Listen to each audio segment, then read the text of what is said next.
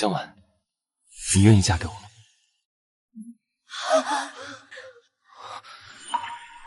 江婉那个蠢女人，哪有你够味？你居然！宝宝，不是这样的，那是以前。我操！大屏幕上的照片是别的女人，这男的出轨了！姐妹，别嫁！宝宝，你听我解释，那都是……别叫宝宝，恶心！各位拍清楚点，让大家都看看这个渣男的真面孔。这位先生，您这单是现在结吗？滚！都给我滚！也许从一开始便都是错的。你够了啊！你看看你，4天了，4天没洗头，4天就窝在这张沙发上反复看这个剧。我在疗伤。你这是在腌入味儿。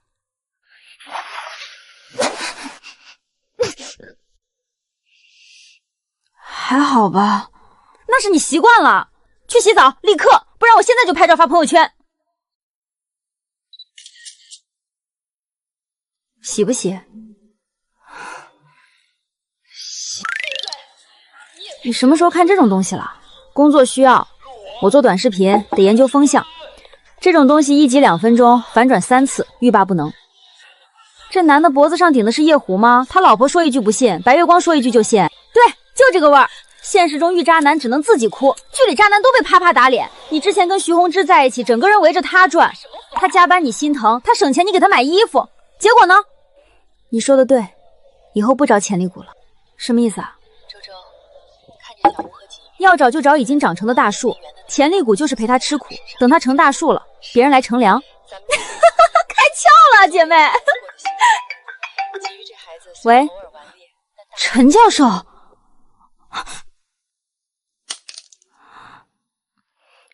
陈教授，您确定他愿意跟我相亲？季雨里，那个季雨里，海城法律圈天花板，从来没败诉过，31岁不近女色的钻石王老刚。姐妹，你去不去？我才分手第4天，渣男出轨那天你就单身了，你不去我就跟你绝交。去，我去。妥了。伪素颜妆的精髓，看起来没化，其实化了。我是去相亲，不是面试。相亲就是面试，岗位是女朋友。姐妹冲啊！拿下季雨良，从此走上人生巅峰。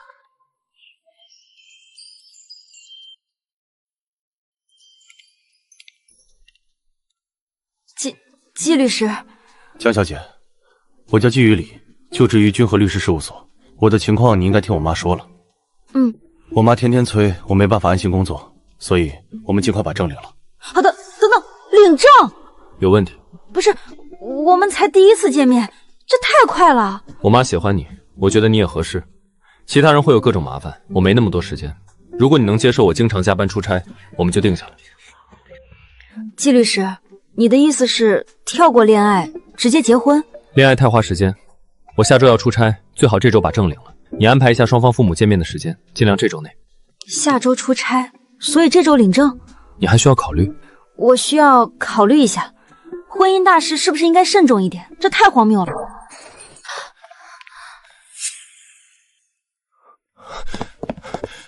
婉婉，我终于找到你了。你把我拉黑了，我去宁宁那儿找你，她把我骂回来了。你干什么？我们已经分手了。我没同意分手。婉婉，你听我解释，那是个意外，我喝醉了，我真的不知道怎么会。喝醉？衣服也喝醉了是吧？自己脱的？这位先生，江小姐正在和我谈事情，请你离开。你谁啊？季许礼。我不管你是什么礼，这是我和我女朋友之间的事，跟你没关系。前女友。婉婉，我错了，我真的错了。我已经把李静怡拉黑了，你给我一次机会好不好？就一次。够了。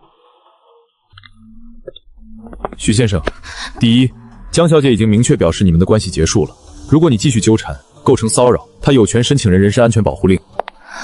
第二，你出轨的对象是江小姐的同班同学，对方深知你有女友，仍与你发生关系。如果你继续纠缠不休，我不介意帮江小姐把这件事公开处理。你威胁我？不，我在陈述事实。第三也是最重要的一点，她现在是我的未婚妻。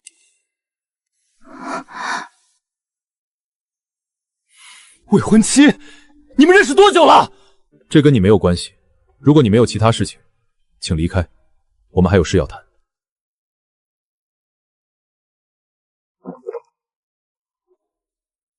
好，你等着。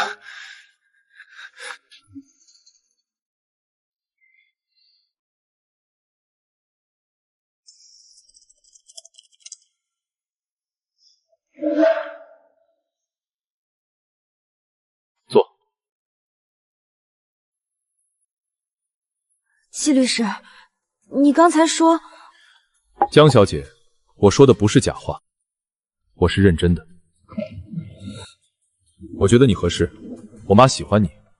我工作很忙，没时间谈恋爱，也没兴趣认识别人。如果你愿意，我们可以先把证领了，后续的事情慢慢磨合。季律师，你有没有想过，结婚是要有感情基础的？感情可以婚后培养，万一培养不出来呢？不会，我从来不做没有把握的事。加一下微信，我的手机号你记一下，有事直接打。我还有2个小时的时间，如果你愿意，我们现在可以去民政局。今天？那就明天，明天上午10点，民政局门口见，带上户口本和身份证。还有，江小姐，你刚才面对前男友的时候很体面，明天见。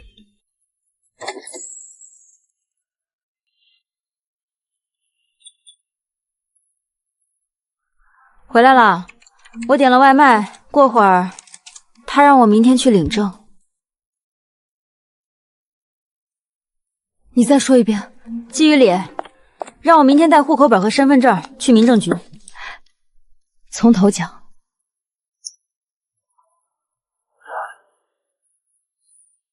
所以第一次见面，他跳过自我介绍，跳过谈恋爱，跳过见家长，直接让你去领证。对。第二，你前男友闯进来纠缠，他直接宣布你是他未婚妻。对。第三，他说我从来不做没有把握的事儿。对。江婉，你老实告诉我，你是不是在拍短剧？摄像机藏哪儿了？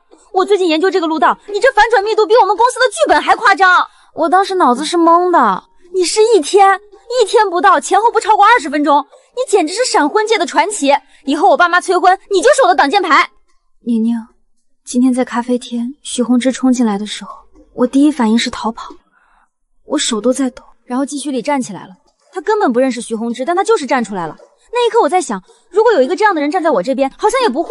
你说我现在该怎么办？告诉你妈，我等不及要看阿姨的反应了。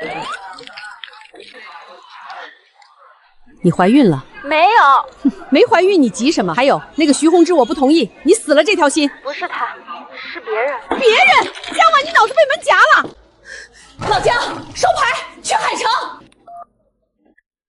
我教了一辈子语文，还没见过你这么荒唐的修辞手势。相亲第1天就要领证，你当是买菜呢？消消气儿，孩子也是想……你闭嘴！江婉，你现在就让他过来，我倒要看看什么样的狐狸精能把你迷成这样。下来，我在楼下。伯父、伯母，不好意思，让你们久等了。我是季雨里，先上车吧，我带你们去酒店。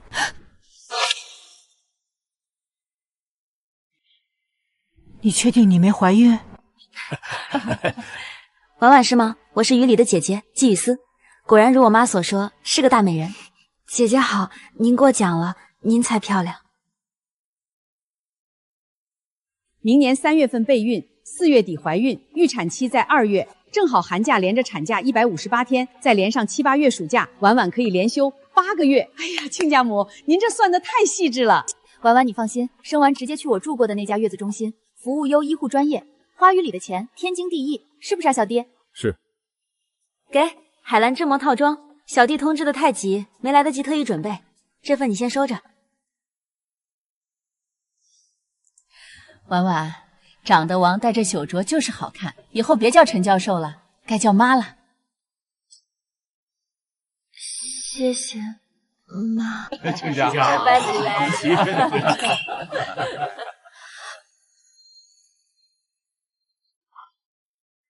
妈，你们不是不同意吗？怎么一顿饭就把我卖了？傻丫头，这季家高知家庭，你嫁过去不愁柴米油盐。可是我怕季雨里他太严肃了。那是稳重可靠，比起徐宏之那个满嘴跑火车的强多了。你以为对你好就是真的好？那是男人最低成本的投资。记住了，办了婚礼再怀孕，大着肚子穿婚纱不好看。这里有50万，季雨林有钱是他的，你有钱才是底气。受了委屈就回来，家永远是你的。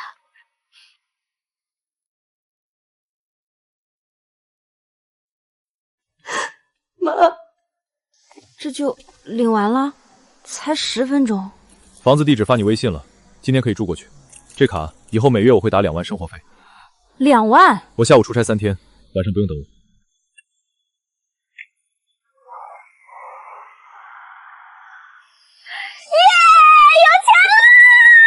他是不是受刺激疯了？肯定是刚离了婚，在这又笑又哭的，怪可怜的。这个不要了，这个也不要了。江婉，你真是飘了，居然扔这么多东西，真罪过，真该死啊！拜拜了，我曾经的宝贝们。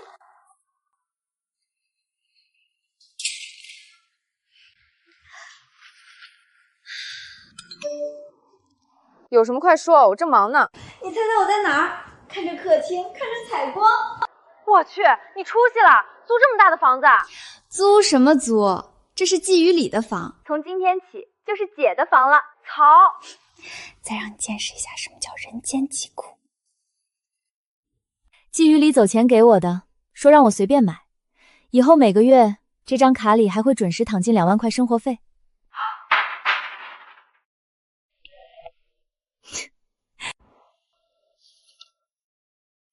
够了吧，6个菜了，我们就2个人。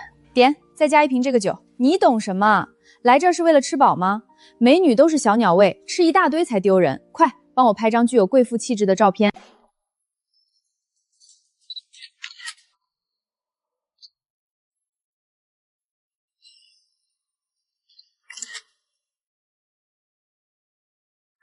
刚刚那一顿花了1800，结果还没这10块钱的铜锣香。你这没台面的女人，刚吃过顶级料理，现在又吃这些低档货。那边有冰粉，吃不吃？吃，为什么不吃？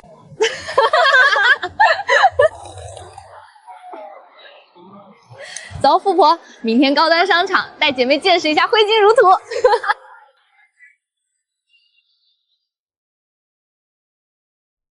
婉，今天我们不买不归，必须的。看这些感觉很贵的样子，我买不起啊。你当然买不起了，这商场怎么回事儿？怎么什么人都能放进来？有些人啊，就是一点自知之明都没有。是啊，连你这种知3当3的脏东西都能放进来，看来这商场档次是真不行。李静怡，你可要仔细逛逛，毕竟你能买得起的真不多。你们2个吸血！快走吧，婉婉，小三身上那股味儿是会传染的。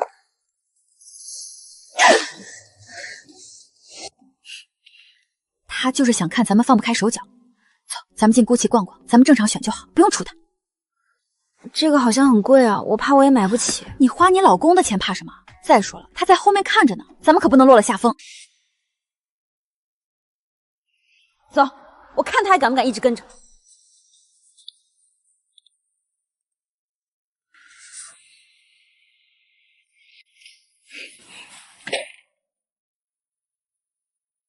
4个房间，怎么只有1张床？那季雨里回来岂不是要睡一起？娘娘，这房子只有1张床，季雨里明天回来我们要睡一起，我好紧张，怎么办？你怕什么？怕他太严肃，还是怕他不理你？你们是合法夫妻，主动拉近点关系，这么好的条件你不吃亏？你能不能严肃点儿？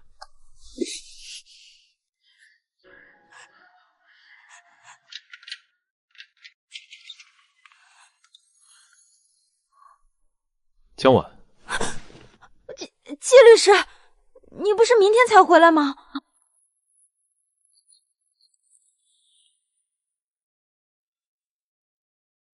这是你绣的，绣得很好。季律师，你吃过了吗？我给你做。快趁热吃，不然坨了。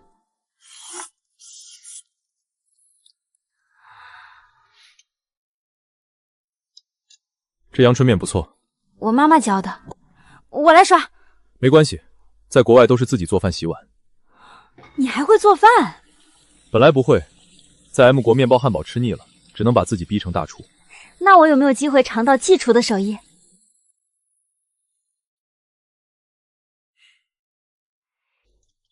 好啊，等我休假给你做。以后叫我的名字，不要一口一个季律师，让我觉得还在上班。好的，于理。不早了，休息吧。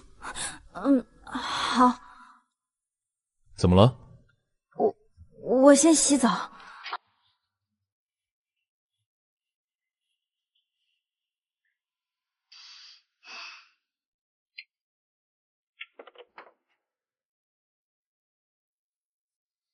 睡吧。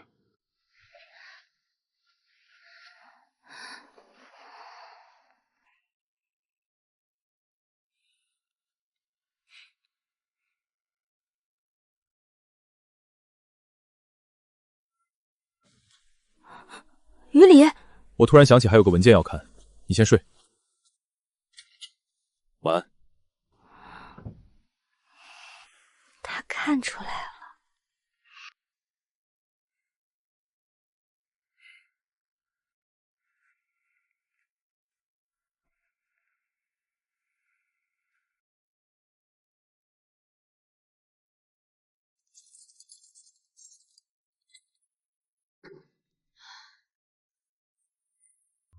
方案我看过了，按计划执行。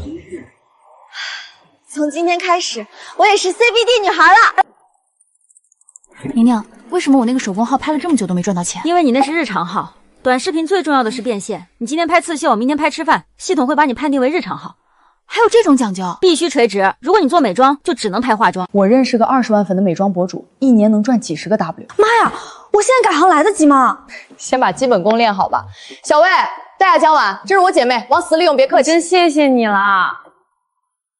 太好了，我快忙疯了。哎，你叫姜碗，咱们这儿也有个江湾，不过字儿不一样。我是江河的江，夜晚的晚。那个就是和你同名的江湾，听说是傍上了金主，天天忙着伺候金主，都不想来上班了。这栋楼视频公司多，屁事儿也大。咱们这层还住着个1000多万粉丝的大网红呢。江湾，你长这么漂亮，小心那江湾把你当假想敌。我只是来打个工，不至于吧？宁宁，我看你一个人快恨不得变2个用了，我先下班了。亲爱的，今天辛苦了，我这2天实在太忙了，等忙完这阵儿，一定带你好好去浪。行了，资本家，快忙你的吧。炸鸡配送费要8块，麻辣烫不够起送价，这家满减还差2块，凑不上去。算了，一个人吃自助，亏不说，还像个傻子。今天没加班。那附近新开了家自助烤肉，我想和你一起去吃，可以吗？169一位，我有优惠券，很划算的。可以。啊！我换衣服，你等我。记住我们的口号：扶着墙进去，扶着墙出来。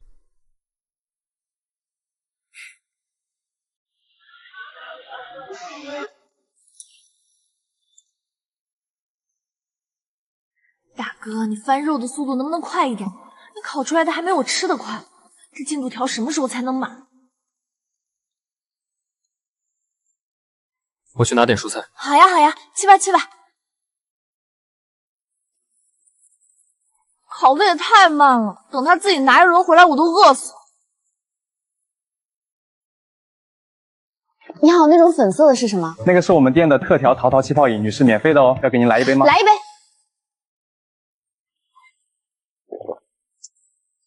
味道有点怪，不过免费的嘛，怪也正常。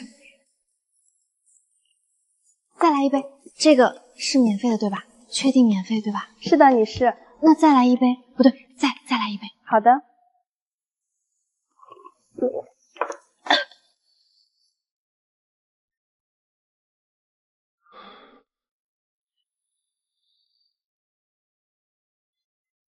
江晚，你喝酒了？没有，我没喝酒，我喝的是饮料。这个桃子味的，服务员说免费的，免费的怎么能是酒？你不要血口喷人。这是什么？这是我们特调的桃桃气泡鸡尾酒，酒精含量大概12度，因为是没有在酒单上单独标注。他喝了几杯？2杯。哦，对了，第2杯他还特意确认了3遍免费。啊！快点，你快烤！张嘴吃，你不吃我怎么拿下一轮？这是生的。那你烤啊！你烤了不就能吃了？你这个人怎么脑子不转弯呢？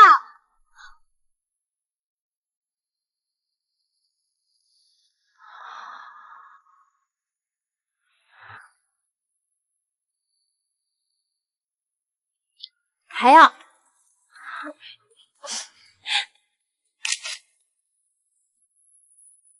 你长得真好看，就是平时太凶了，都不笑的。我凶？凶，这里都不往上翘的，翘一下嘛。好看，保持住。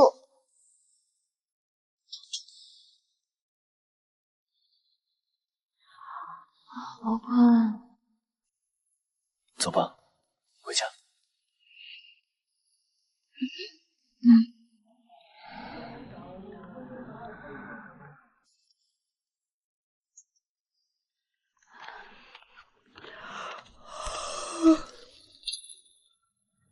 醒这么早？头好疼，昨晚。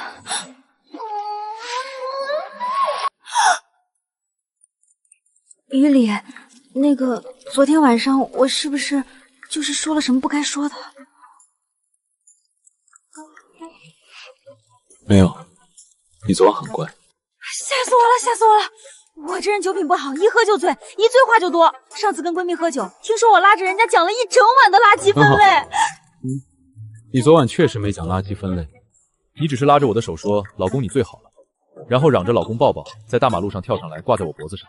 哦对了，还有，你好香，比烤肉还香。我错了。什么？没听清。我错了。以后你在的时候才能喝，你不在我不喝，行了吧？喝了，醒酒的。以后必须判黑流手榴重罪。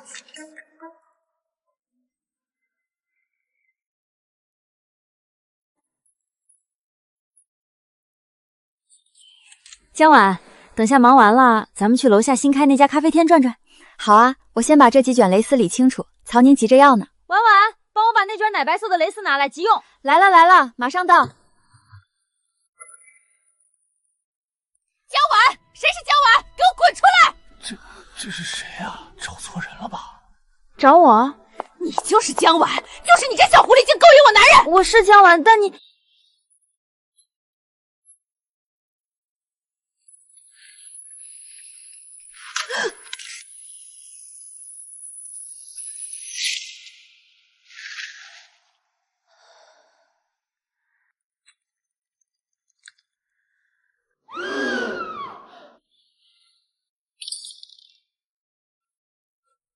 出血了，好多血，杀人了！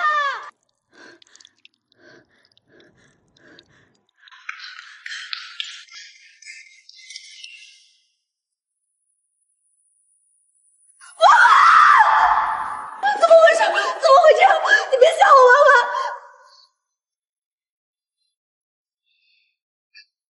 叫魂呐？有什么好喊的？这叫报应！都看清楚了，打的就是江晚。这种专门勾引别人老公的狐狸精，打死都是轻的。你他妈的到底是谁啊？我是谁不重要，重要的是这个女人她勾引我老公。这种狐狸精长了一张祸水的脸，我今天来就是替天行道的。你打错人了，你说的那个女的那是江水的那个江，她是长江的那个江，她是江晚，不是你要找的那个江湾。打的就是江晚，听不懂吧？我们都说了，她不是那个江晚，你打错人了，听不懂吗？我没打错，只要长成这样，就算现在没勾引男人，以后也迟早是个破委圈钱配这种长相的女人，绝不会冤枉一个。你立刻向江婉道歉，不然我保证这件事一定会追究到底。道歉？凭什么？我杨静这辈子就不知道道歉2个字怎么写。不就是想要钱吗？装什么姐妹深情啊？大家都是成年人，开个价吧。你觉得这是钱能解决的事？老娘我有的是钱。不就是破了相吗？赔他个3、5万，让他去医院缝2针，再买个比他身上这地摊货强100倍的新包了，剩下的就当我补偿他的医药费。这人还是人吗？把人打成这样，拿钱砸人，有钱了不起啊？这种钱谁稀罕？稀罕。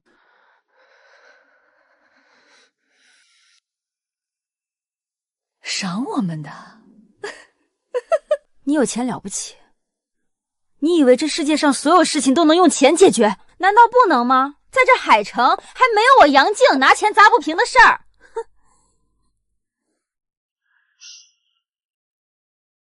快先把血止住，宁姐，这得去医院，伤口划得很深，估计要缝好几针。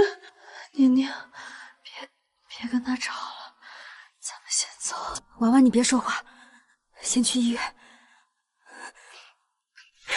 这个疯子，我今天非让他吃不了兜着走。不要算了，给脸不要脸，这些钱够我买套像样的护肤品了，省了。你看他把人伤成那样，居然还有脸在那儿捡钱，太过分了，简直没底线。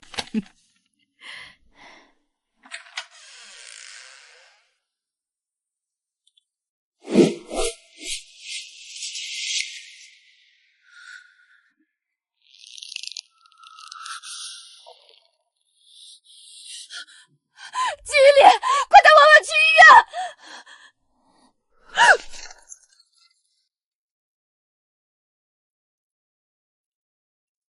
怎么回事？突然觉得好冷。你看那张脸，这哪是生气啊？这简直想要杀人！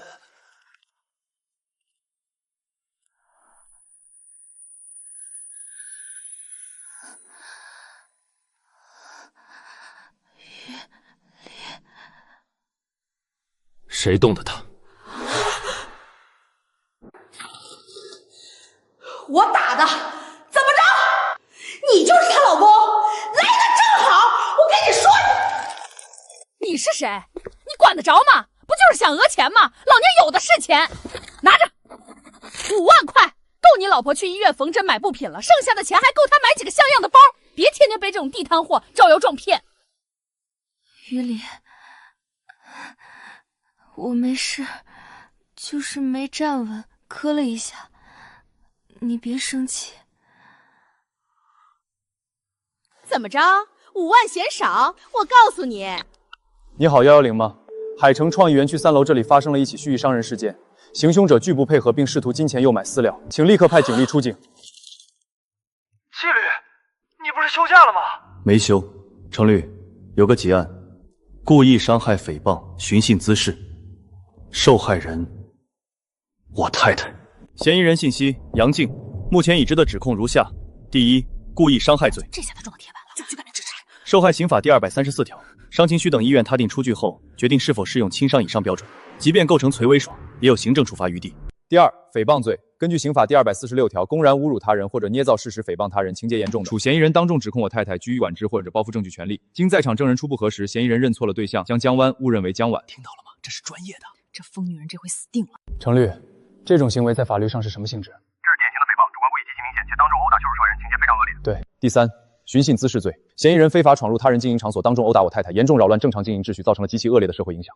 建议立刻调取现场监控，工作室内部2个摄像头，走廊1个，园区入口2个，全部涂以金钱证据并提取，并多次在公共场合强调郎有的是教，郎有的是钱，意图干扰司法公正。杨女士，你刚才一直在强调你有钱，我希望你明白一个道理，你自以为熬的那些财富，在我的当事人面前不值一提。她就是江婉的老公，这气场简直跟电影里顶级律师一模一样。刚才那疯女人还拿支票砸人，现在连钱都拿不稳了。程律，接下来的诉讼我要让杨女士充分体验到什么叫法律面前人人平等。明白，纪律，我们已经启动紧急预案。我建议您核算一笔钱，够不够支付未来的赔偿金、精神损失费？这高昂的利息，那足以拖垮你生活的漫长诉讼周期。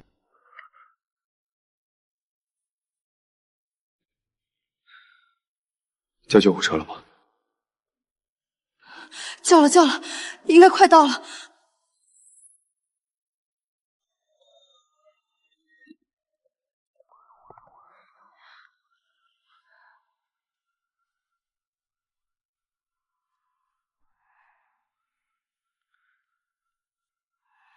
忍一下。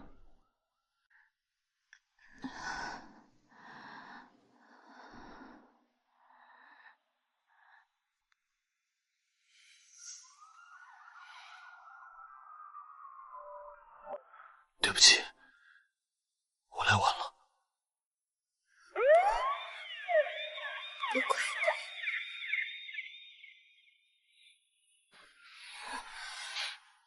跟上。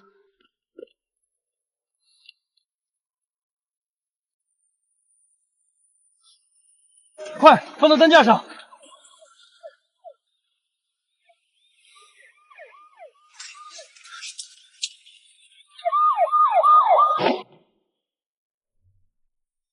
谁是杨静？刚才报案人称这里发生了蓄意伤人案。我赔钱了，我给过钱。赔钱？刚才正和律所的程律师已经联系了分管科室。你知道刚才那个带走受害者的男人是谁吗？那是季雨里，海城胜诉率97%的阎王律师。他从来不接这种民事案子，但这回他亲口说要亲自送你进去。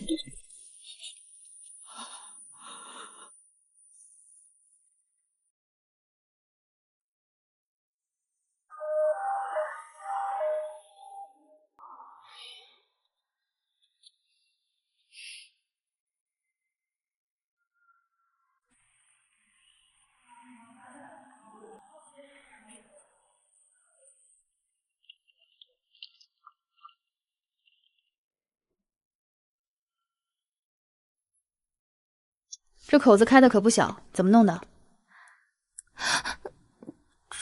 装到花架上了，得缝针，3、4针吧。伤口虽然不算深，但位置太窄了，你这差2指就到太阳穴了，知不知道有多危险？要缝针。看你刚才在门口挺稳当的，这会儿怕了？没事儿，打局部麻醉，针头很细，不疼。家属在外面，刚才抱你进来的那个是你老公？他是我老公。我看他脸色白的比你这个伤员还吓人，怎么要叫他进来陪着吗？免得你在里边手都快把床纸抓烂了。不用了，让他在外面等就行。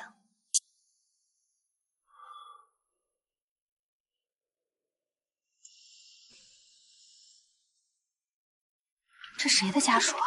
长得像大明星，气场也太吓人了。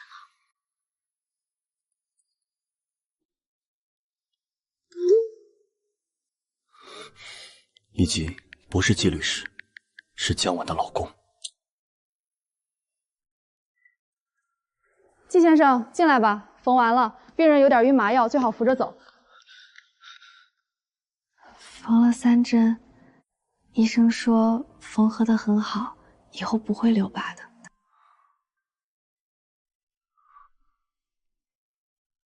疼吗？有一点。对不起，不怪你，是我自己没躲开。其实你没来之前，我觉得特别委屈，甚至想哭。但你来了以后，我就一点也不委屈了。药膏每日1次，睡前涂抹，避开黏膜。医生强调过，只要薄薄的一层。季大律师，那说明书上有写法律责任吗？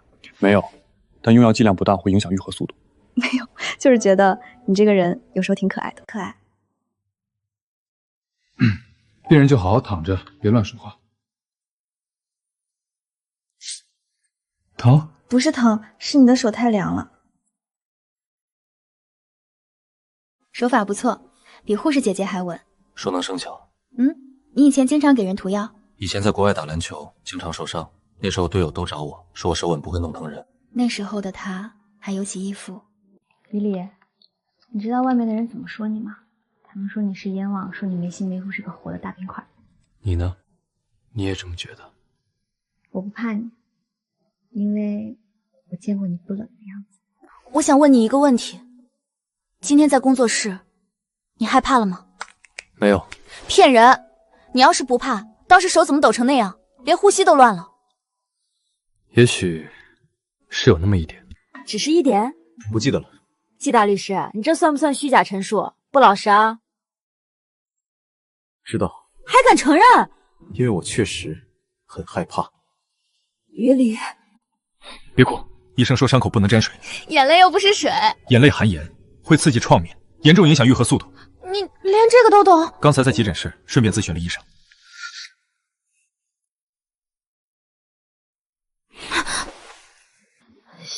谢谢。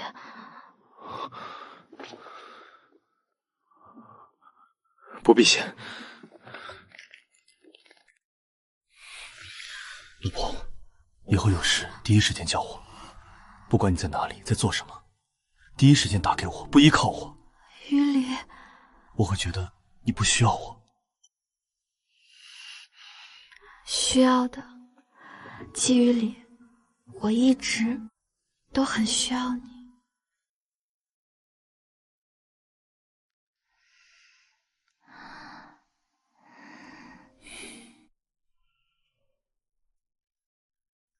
诽谤、故意伤害，每一个字，我都要让你100倍偿还。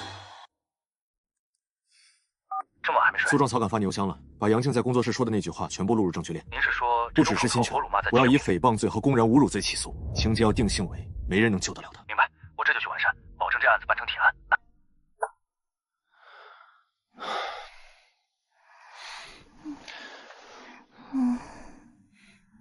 既然需要我，那就一辈子都别离开。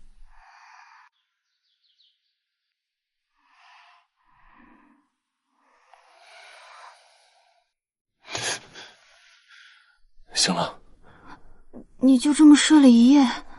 先让医生看伤口。愈合的不错，可以出院了。记住，3天换药，7天拆线，别碰水。饮食有什么忌讳？辛辣刺激的一律不行，受不了就去一律别碰。可以洗头吗？季先生，拆线前绝对见不行。说真的，你是我见过问题最多的家属。放心吧，你彩排没事，小伤。季大律师，你这服务水平直逼5星级酒店了。我的当事人理应享受最高等级服务。我拿着。杨静后来怎么样了？拘留，是刑事拘留，故意伤害、诽谤、寻衅滋事3项指控，已经让程律全部提交了。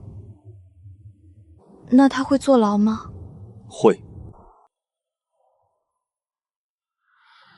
他动了我的命，我怎么可能放过他？我的命？他说我是他的命。小心脚下台阶。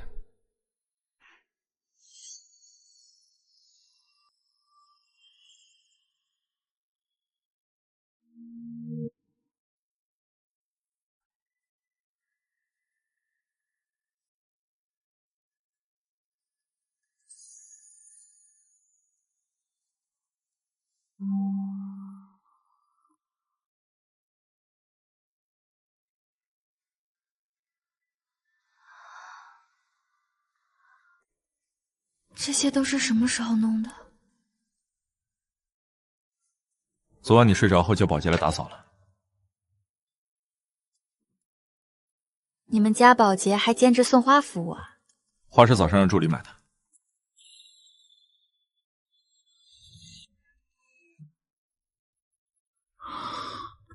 这是什么新案子吗？你敢信？那个冷面燕王凌晨3点不睡觉，就是为了让我7点前送花哄老婆。我差点以为他被盗号了。先吃药，然后我去做饭。做饭？季大律师，你还没过休假期吧？昨晚答应过你的，忘了？你确定只是留学的时候顺便学做饭？这土豆丝的像越方阵。本质上需要精确，食材比例相当于证据权重，调味需要我生词。受教了，所以番茄炒蛋是1审，红烧肉则是上诉。差不多。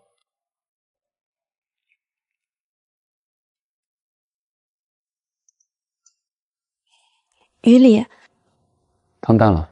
你对我这么好，我会习惯的。万一哪天不习惯了怎么办？那就习惯，这不是临时的，这是我的义务。别哭了，医生说伤口不能沾水，眼泪也算。你能不能不要老惦记我的伤口？习惯了。于理，谢谢你。谢什么？谢谢你闯红灯来救我，谢谢你做饭，谢谢你其实什么都记得。不用谢，对你好是我的义务。真是个笨蛋。于理，我爱你。我知道了。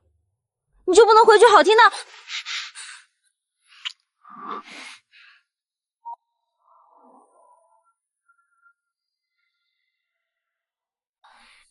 于理，太晚了，今天就算了吧，明天再涂。不行，1天2次，1次都不能少。季律师，你这样真的让我很没出息。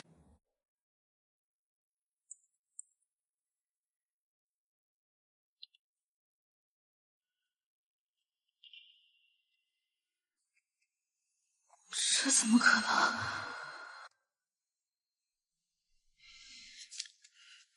江婉，照片角度肯定刁钻，绝对是误会。季大律师出了名的洁身自好，怎么可能乱来？我知道。那个女人是谁啊？你见过吗？季宇里提过吗？不认识。宁宁，你是不是还话没说？其实李静怡那个贱人刚才也给我发了这个。他发给你干什么？叫沈曼缇，当年法院公认的戏花，两人当年连婚纱照都快拍了，只是差点结婚的关系。我在呢，宁宁，我没事，我相信他。你会这话题？不需要通过外人的嘴。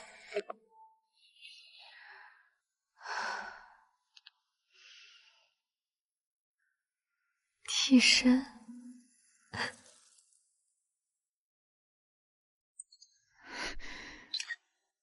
李静怡，我看你是记吃不记记打，真当老娘是吃素的？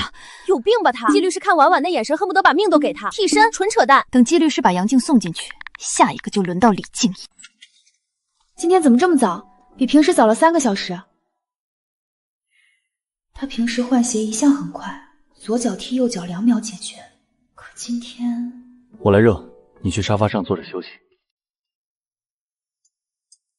于理，你今天下午在哪儿？律所。然后呢？然后回家了。你今天下午真的只在律所吗？你知道了。有人拍了照片发在社交软件，标题是海城某季姓大律出轨。那个沈曼妮是不是你的前女友？不是。那她是谁？为什么你们会在酒店见面？她是我的大学校的当同学，她在打抚养权官司，前夫家暴，孩子被藏了，她走投无路才来找我，仅此而已。仅此而已。那她为什么叫你 Leo？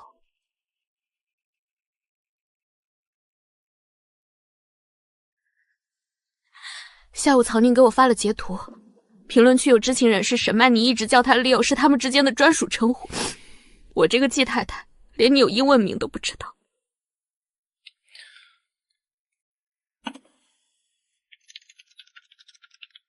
自己看。没有问候，没有表情包，连多余感叹号都没有，这就是季律师的风格，公事公办到令人发指。对不起，我没想怀疑你的。大学时期你确实叫过 Leo， 那时候同学之间流行叫英文名，并不是什么专属的特殊称呼。不过既然你这么在意，或者你也可以叫我老公、弟弟。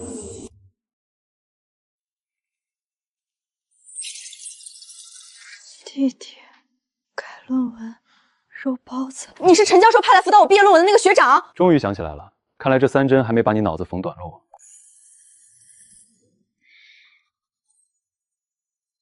学长，所有人说我这篇论文写得像垃圾。你是陈教授最看好的学生，不要听垃圾评价你。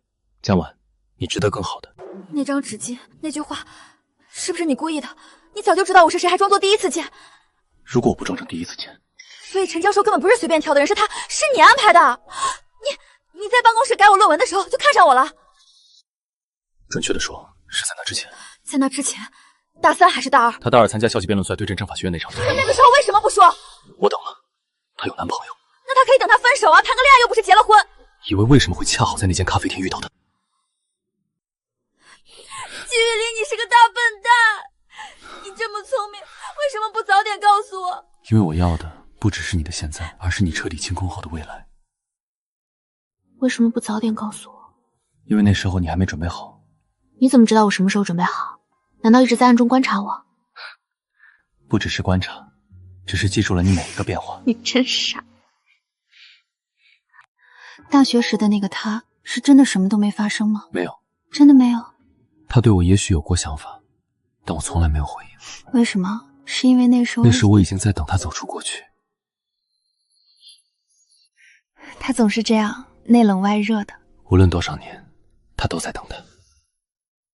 以后有话第一时间告诉他。我知道，你是我这一生唯一的。小婉，我等了你4年，不是为了被一个前女友或是一个误会毁掉的。以后再有这种事，直接问我，也别信别人的发的，只信我。我知道，以后我问你，只问你。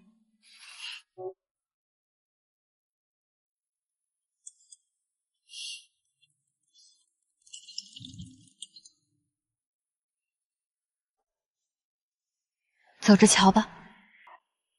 你这回剧情安排的比电视剧还精彩，混得这么顺也太让人羡慕了。再牛的剧本也没他现实精彩。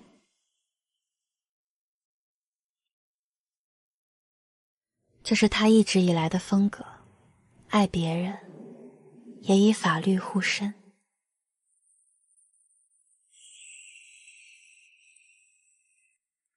江晚，不管外面多乱，我都不会放开你的手。我相信你，也愿意陪你走下去。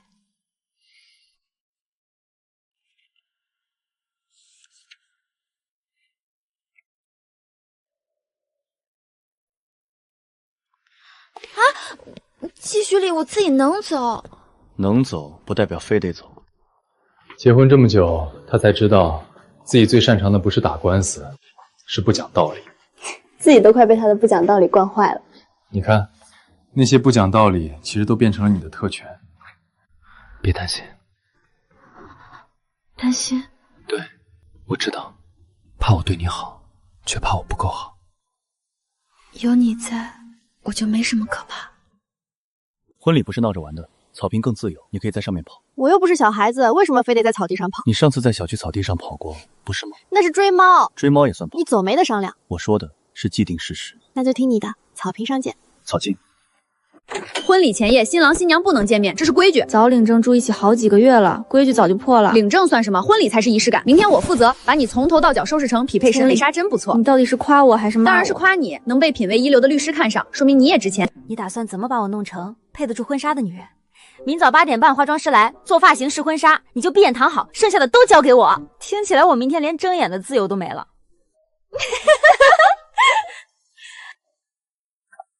放松点儿，明天保证让你成为所有人眼里的焦点。好，我相信你。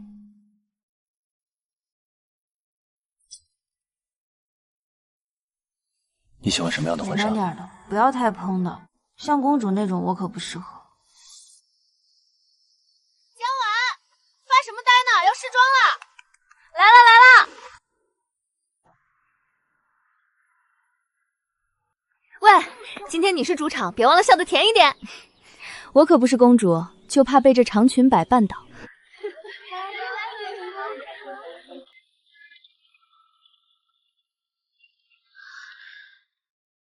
3个月前，等你4年，我好像这条裙子在做梦，是给最美的你。待会儿门打开，自己一个人走过去，会不会显得形单影只？瞎说什么呢？有我在，谁敢说你形单影只？等会儿我牵你走，虽然但我是你这辈子最好的姐妹，除了你家那位，今天谁也别想排在我前面。好，听你的。快把眼泪收回去，弄花了妆，补妆费从你老公律师费里扣。老李，你确定没走错地方？他真要在这儿办婚礼，喜帖上烫金大字写着呢。不过直到这一刻，自己也觉得像在做梦。他在哪儿？穿西装还是穿睡衣？他脸上是不是写着我结婚？抓什么钱？自己是来见证奇迹的。那个把法律条文当情书的男人，居然领证办酒，到现在都没还。这风格简单到极致，却贵得要命。果然是那位先生，连爱一个人都整得这么逻辑缜密，无懈可击。赶紧找位置坐，我已经等不及看他看新娘子眼神了。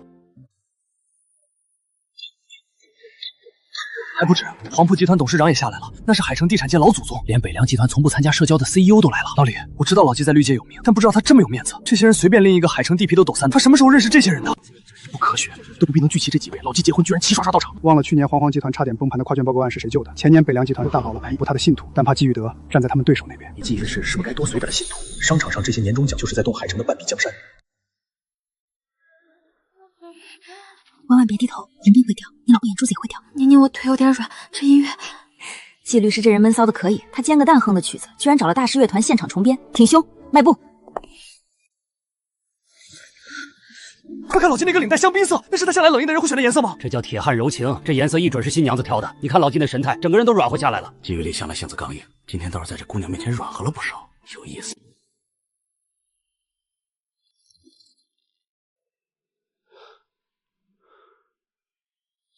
领带很衬你，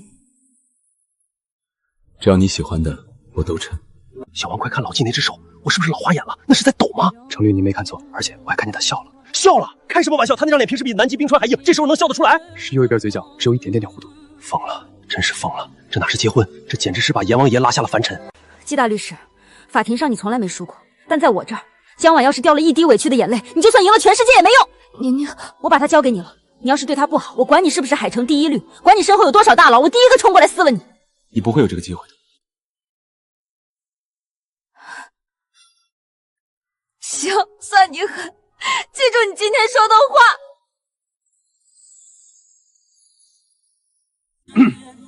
抱歉，这一段我自己来。江晚，在今天之前，我做了31年准备。你准备这所有准备不是为了官司和财富，是为了遇到他的时候有底气站在他面前说，我有能力给你一个家。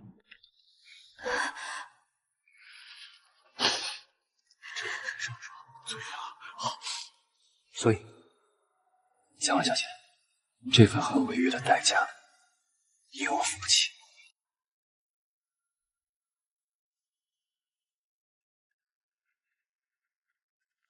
老季绝了，这官司我赢！还没说话呢。季徐礼，你这个大骗子！一样你会像平时逼我这脸说句我愿意发配合他们去。季徐礼，我100，我负责签字，你给我的所有条款我都无条件承诺。季大律师，我愿意用一辈子来履约。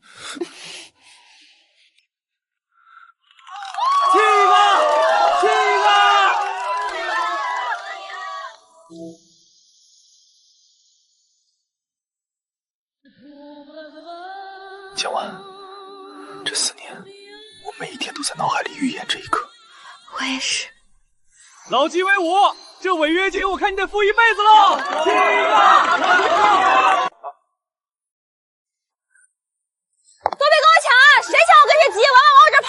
宁宁接吻了，1、2、3，走你！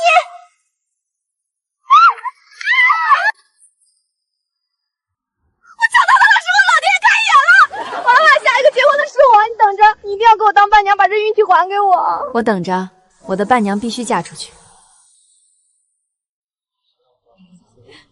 你瞧老季那坐姿，气味听得比平时开庭还端正，不知道的还以为他要上台做正式发言。婉婉，你左边那几位业界前辈，随便一位在海城的分量10大，你家季律师这人脉也太厉害了吧！小季啊，你结婚这么大的事儿，居然敢不把你师傅请下山？他要是知道了，山下礼金通胀太厉害，他那点积蓄付不起。胡说八道！那个老季明明全回家都是装的。以后他要是敢在家摆大律师谱，我直接打我电话，带我能让他师傅下山揍他，保准他不敢还手。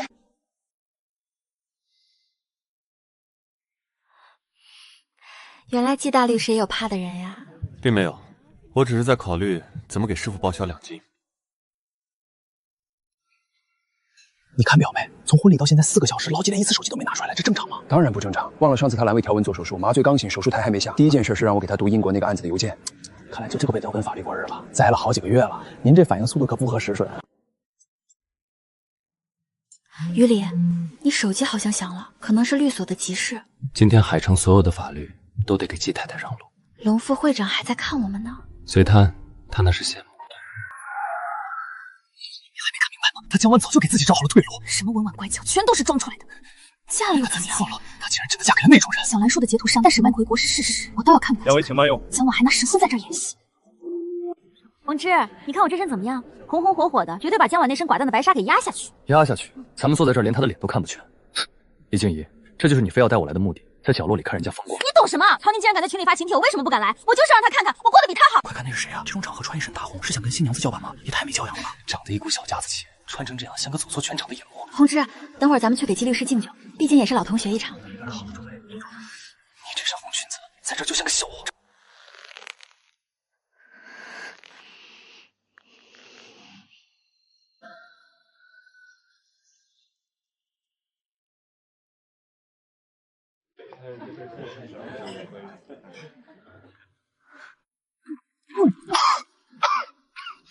体面在这儿，除了那一桌子的权贵，谁有体面？再给我开一瓶！他以前在我面前从来不是这样的。红芝，这个月房租我出吧，你留着钱买那个代码书。红芝，你别生气，我不买那条裙子了，钱省下来给你换新的。那种笑是笃定的，是那种知道天塌下来也有人顶着的笑。贺红芝，你别忘了，他额头上那道斑马，听说那个叫杨静的疯女人已经巨额赔偿他了。判了这么快？那是嫌我者季雨里亲自下场打的官司，不仅把伤害加诽谤，就是这个下场。他在用这种方式宣告江婉是他的所有物。我当初到底是丢了什么宝贝？我一直以为是他变美了，变好了。变什么美？不就是靠季家的钱堆出来的吗？换做我坐在那个位置，我比他更风光。你错了，他本来就是这副样子，只是跟我在一辈被机缘了。柯基只是站在他身后给他浇水，施肥让对口。徐宏志，你发什么疯？还没喝够吗？别喝太多果汁，我也会不舒服。季律师，在你的婚礼上，你居然还要管你的当事人喝多少果汁？因为这个当事人，我得负责一辈子。我去趟洗手间，快点回来，待会儿还要去敬酒呢。如果是3年前，如果我没有那些野心，如果我能像季雨一样爱他，怎么可能？这张的光线明明这么乱，为什么拍的还是这么好看？小季和龙氏合作多年，生意场上是老朋友，私底下一直当半个亲侄子看。你大婚，我这个当叔叔的不表示一下，你师傅回头又该在电话里骂我铁公鸡了。这是给小戒指，不是什么这玩意儿，就当是叔叔的一点心意。祝你们百年好合。我操，那是老坑玻璃种吗？这成色，这水头，5个类似。龙副会长管这像这些大佬的消费观，真是不给咱们留活路。婉婉，还不快谢过龙叔？谢谢龙叔，这份礼物太漂亮了，我会好好珍藏的。装什么装？一枚破石头而已。有些人的眼界注定只能看到表面的浮华，却永远看不懂这个圈子里的隐秘。小江啊，这都是黄埔家以前留下来的老物件，一直锁仓库吃灰，太可惜。你要是不喜欢，就丢家里压箱底。黄鹏叔叔太客气了，这么贵重的传承，我会好好保管的。珠宝首饰这些，想必季夫人今天见得多了。我们北凉没什么拿得出手的好东西，就把这个裱起来送给小江，祝你们百年好合。一封旧信，北凉集团出手这么朴素，你懂什么？那是北凉王印，这是叶老将军亲笔写的贺信。我研究了3年近现代史，看过无数拓本，但这真迹，谢谢。这份礼物太重了。你看表没？从婚礼到现在4个小时，老季连一次手机都没拿出来，这正常吗？当然不正常。忘了上次他阑尾条纹做手术，麻醉刚醒，手术台还没下。第一件事是让我给他读英国那个案子的邮件。看来就这个被德文法律过日了，栽了好几个月了。您这反应速度可不合时顺。于理，你手机好像响了，可能是律所的急事。今天海城所有的法律都得给季太太让路。龙副会长还在看我们呢。随他那是羡慕。老程这副也是嘴发辩论的时候才有，看来简直数9次分量不清。在座的各位，我是老季的同事，也是他的下属。虽然我从来不想承认这个下属的身份，但见证过老季连无数场击不可能赢的官司，有些案子一人证据链断裂，换圈内任何律师胜算都超不过30%，但老季能赢。的人力，他不仅是最冷静、最理性的，还是那个最不会感情用事的人。他就像一台精密的、永不出错的法律机器。他在电话里声音都在抖。他命令我以最快的速度准备故意伤害和诽谤的电话，或者说那个人是不是我认识了10年的季雨里。我带他动了2阳镜，这辈子彻底完了。第二，老季这家伙这辈子算是彻底没救了。他以前是法律的奴隶，现在他是江婉的囚徒。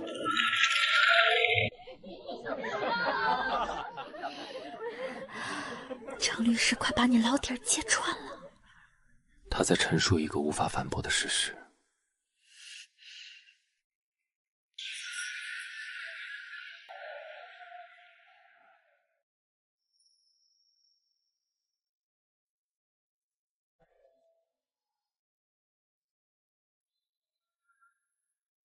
季律师，你这样会让我觉得我们现在要去法庭辩论。不，我们要去宣判，宣判你余生所有的时间都归我。季律师，我记得下午进场的时候也是这首歌，你该不会是除了这首歌就没准备别的了吧？备选歌单还有17首，那为什么不换？因为你喜欢这首，在你的领域里，我不需要逻辑，只需要服从。于理，今天我很高兴。于理，你看这堆翡翠，每一件拿出去都能在海城买套房。那是他们的心意，你收着便是。不喜欢就锁进保险柜吃灰。我还是订婚这一枚。我以前总觉得像你这样逻辑严密的大律师，心里肯定没装浪漫这根弦。领证那天你就从兜里掏盒子让我带上。那你那时候在民政局门口为什么不跪下来求婚？正常流程不都得单膝跪地问一句你愿意吗？我评估过环境。什么环境？那天海城民政局门口的地砖是花岗岩材质，且表面有磨砂防滑纹路，因为物理受局门口的地砖太硬，不符合人体工程学。季大律师也就只有你的吧，不浪漫只是这么合情合理。虽然地砖硬，但合同是真的。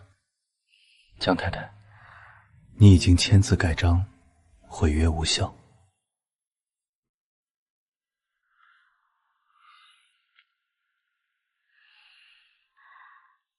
还疼吗？早就不疼了，季大律师，你每天早晚2次药，再疼也被你治好了。江晚，今天宣誓时我说过的那些话，你都记住了？哪句啊？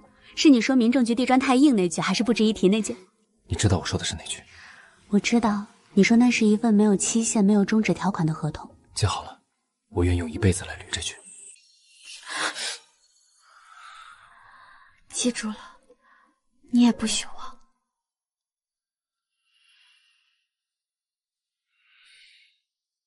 小周，这个千万级网红的定制脚本还要再磨，节奏太慢了。宁宁，别太拼了，你这2天忙张了脚不沾地，咱们还没去度假呢，你就先把自己折腾瘦了。度假，我看蜜月你是等不到了。等忙完这会儿，我非得让季大律师大方写，请我吃顿好的，毕竟我可是把他太太接来当廉价劳动力了。他最近也忙，那个跨国并购案进入收尾了。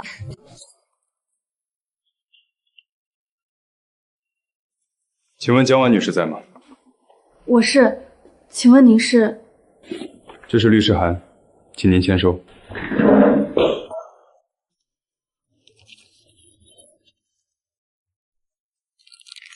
起诉沈曼妮，她凭什么起诉你？江女士，收到诉状后，请尽快准备印刷。诉状主张，江婉女士找田国权损申请500万元整和恶意诽谤。500万，他是想把婉姐家底都掏空了。500万，他想钱想什么呀？在哪儿都不知道，拿什么诽谤？拿空气诽谤吗？江女士，请在送达自毁上签。我没有诽谤她，从始至终，我从未在任何公开或私下场合提过她的名字。原告方认为，曹女士这些言论，您是闺蜜指认这位曹宁已进行的，作为实质受益和关联人，您需要承担全部连带赔偿责任。是我害了婉婉，我当时只想骂死那个绿茶。签吧，江女士，逃避没有意义。这是我们的内部聊天记录，除了我们几个，没人能看到。你们是怎么拿到的？你们这是非法取证！取账过程完全合法合规。曹女士，关于证据的来源，庭前证据交换时我们会正式公示。现在，请江女士履行签收义务。我收到了，我会请律师。那我们法庭上见。可是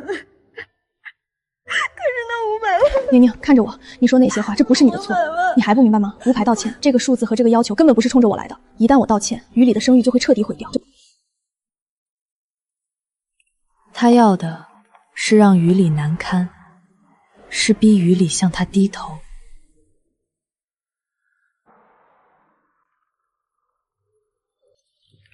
那是纪律太太，怎么这时候过来了？纪律正带队啃那个100亿并购案呢，这会儿3天3夜没睡了，谁进去谁死。这就是你们给我的答案，漏洞百出。散会。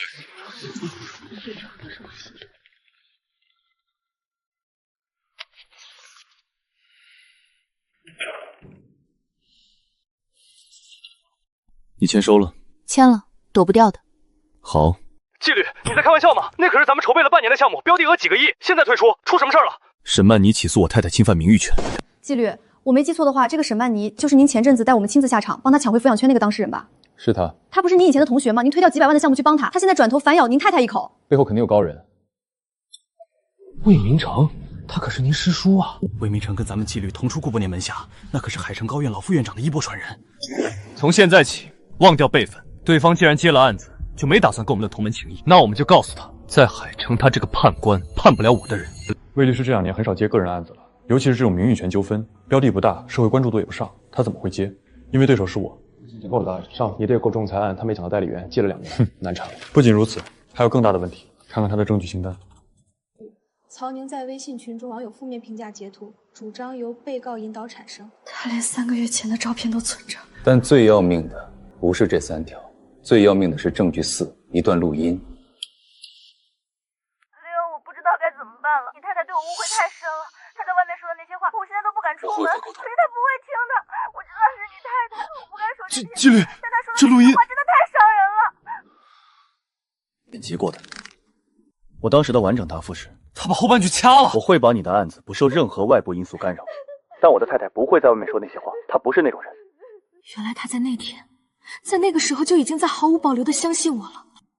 我操！魏明成这老狐狸疯了吧？这是赤裸的职业自杀！纪律，咱们可以直接向法院申请证据排除。魏明成要的不是开庭审会的法律上的胜诉，他要的是在开庭之前就先在社会意义上毁掉江晚的名誉。只要录音流出去，大众只会看到季太太骂我，季律师里外不是人。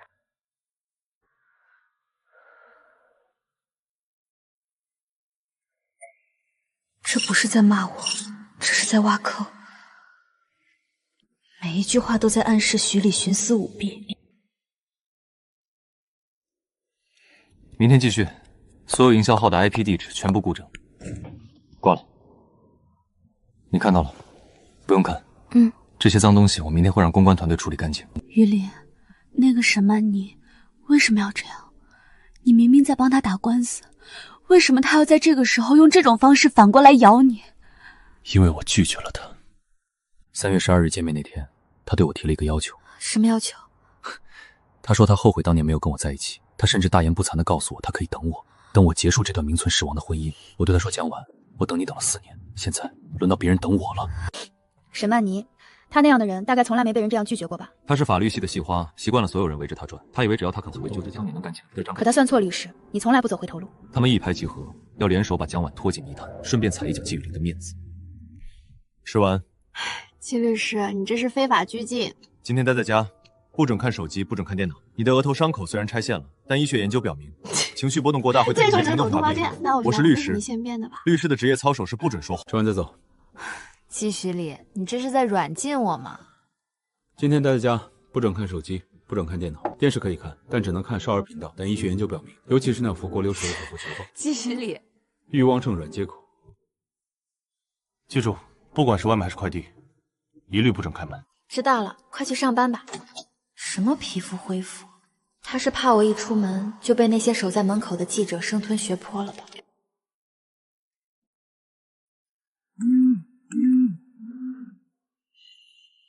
沈曼妮，利用我的幸福来捅刀子，你还真是会选素材。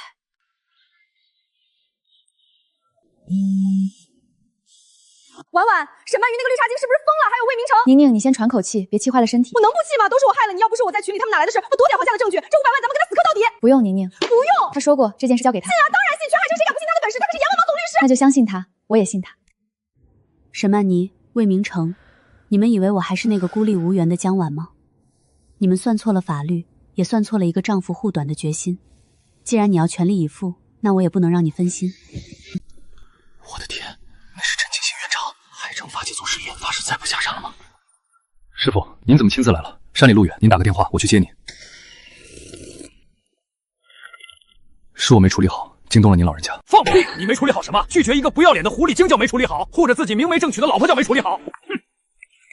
学是干在黄道业的辛苦，现在他为了给一个疯女人出气，敢欺负到我徒弟头上，他是真觉得我陈景成已经死在山里了。陈老，您这次破例下山，亲自驾临郑和，您的意思是？我还一来当顾问，我陈一力来当我的教案。魏明成觉得自己翅膀了，想拿后拜当垫脚石。好啊，让他来。我倒要看看他那点三脚猫功夫能不能接住我的回马枪。陈老，有您坐镇，我们郑和死战到底。您说咱们这第一仗怎么打？都坐下，年轻人，今天我给你们讲讲，在绝对的力量面前，什么叫真正的诉讼策略。发吧。纪律发出去了。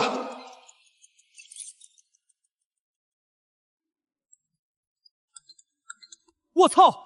快看郑和的官微，沈曼妮告季太太，郑和直接反手举报沈曼妮和伪造证据，这也太刚了吧！魏明成也是疯了，敢在陈最后眼皮子底下，不是季雨里，是陈景行。这回他不死也得脱层皮。陈景浩，你居然为了区区一个名誉权案，亲自下场毁你的金师弟！师傅，声明发酵了，魏明成那边的电话已经被打爆了。法律是他魏明成用来公报私仇的工具，既然他想打，我就教教他证据真实性。陈老律协那边的举报信已经送到了，接下来咱们就等法庭见真章了。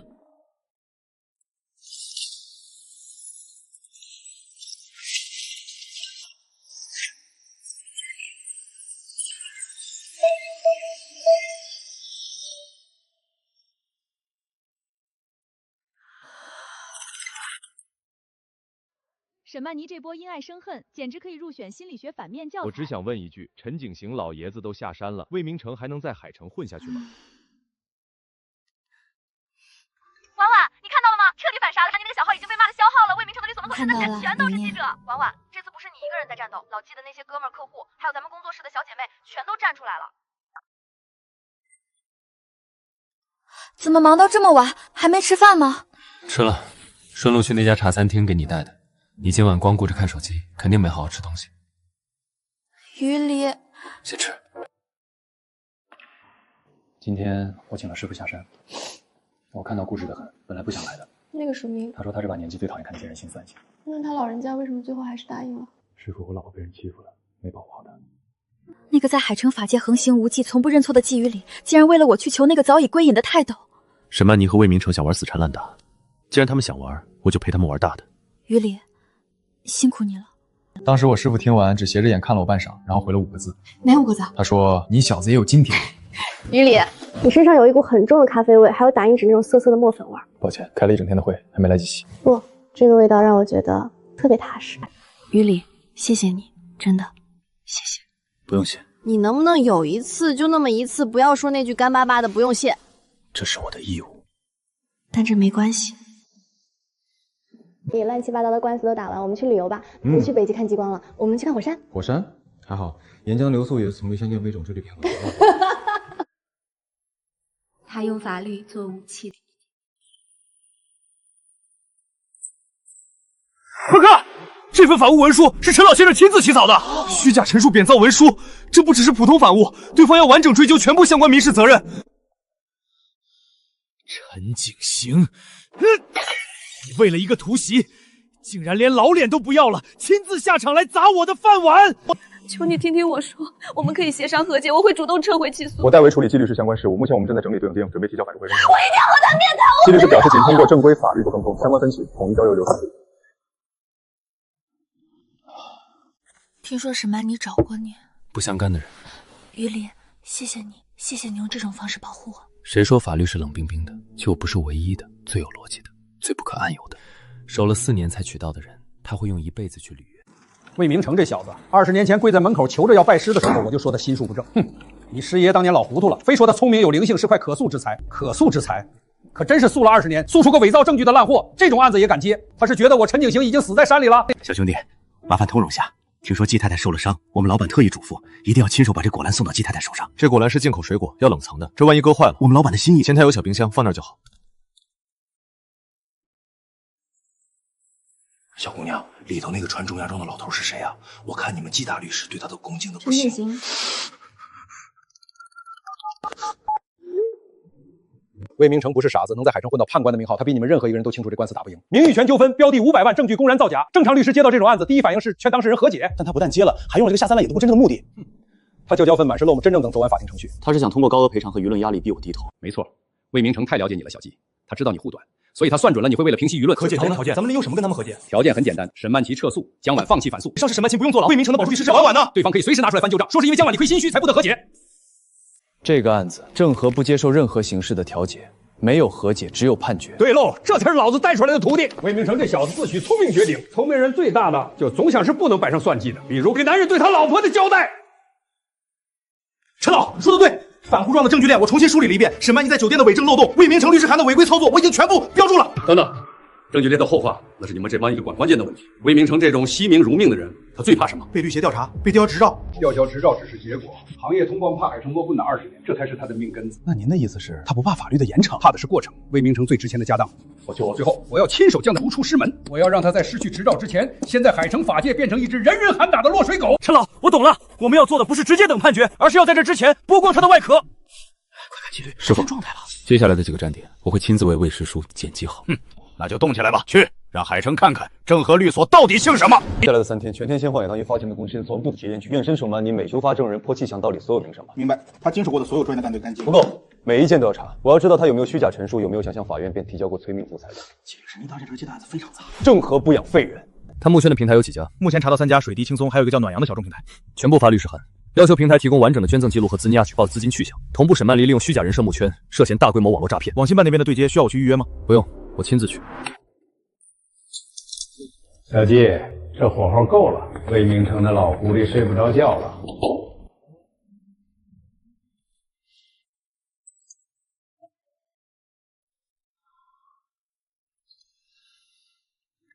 这个点了还没吃饭？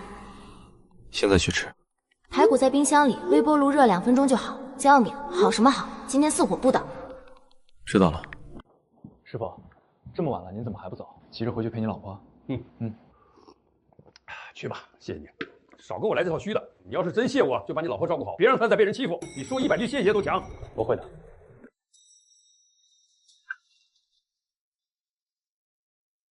这臭小子，跟他师爷当年一模一样的德行，护老婆跟护命似的。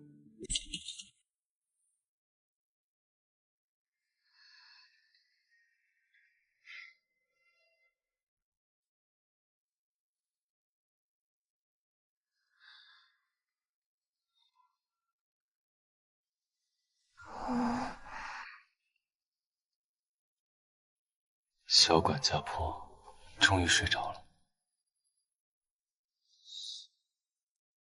于离，你回来了。还没，我现在去。你乖乖睡觉。我不对付，我拍照片给你检查，好不好？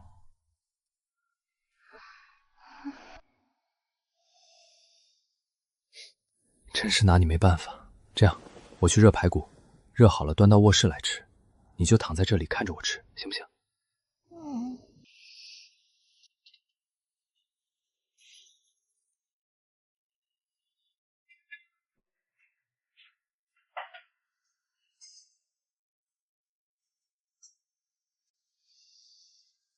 排骨好吃吗？好吃，真的？真的，火候刚好，味道也透进去了，比上次那盘红烧肉做的还好。我就说你会喜欢的。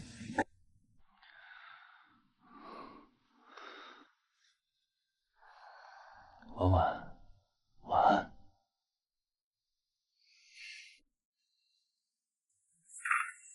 我操！快看绿血锅网，炸了！炸了！涉嫌伪造证据、虚假陈述、妨碍司法公正，正式立案调查。魏明成这回是真的要折了。老纪这次是真的一点后路都没给魏明成留。陈景行老爷子难道真的一点同门面子都不看？魏明成欺负的谁？死穴！陈景行这辈子最疼谁？圈里谁不知道？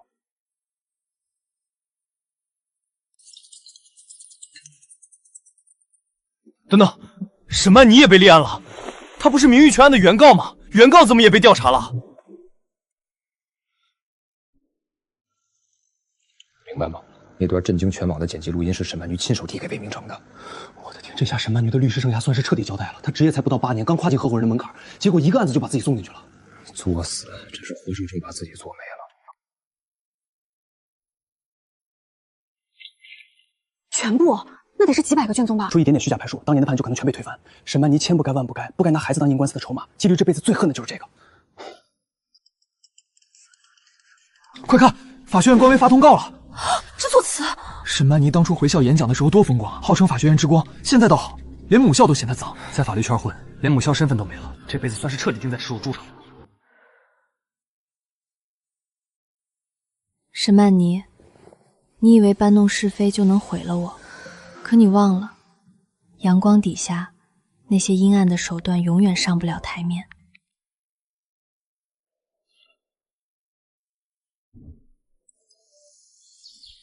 在跟网信办的人开会，不打扰。你的消息是置顶的。这封求助信里的核心心脏病没有从头到尾都是一场精心设计的骗局。这是我们通过合法途径调取的体检原始记录，调查显示孩子身体指标完全达标，甚至比同龄孩子更强壮。3家平台合计入账超过80万，时间宽度长达4年。季律师，你也触过差大立案标准了？是的。所以前我亲自过，只是为了履行一个公民的举报义务。这里面包含了完整的银行流水审计、平台原始数据对比，以及医院出具的虚假诊断证明。我希望网信间在封闭其相关账号的同时，能协调公安机关对沈曼妮正式立案侦查。季律师，我能不能问一个不太专业的问题？请。你和这位沈律师也算是有旧交，这次你下这么狠的手，是因为你们之间有什么深厚的私人恩怨吗？季律师，沈曼妮虽然手段不高派，但到了这一步，她动了我太太，这就是全部的私人恩怨。我们材料把3转为工作了，立案的事儿，谢谢。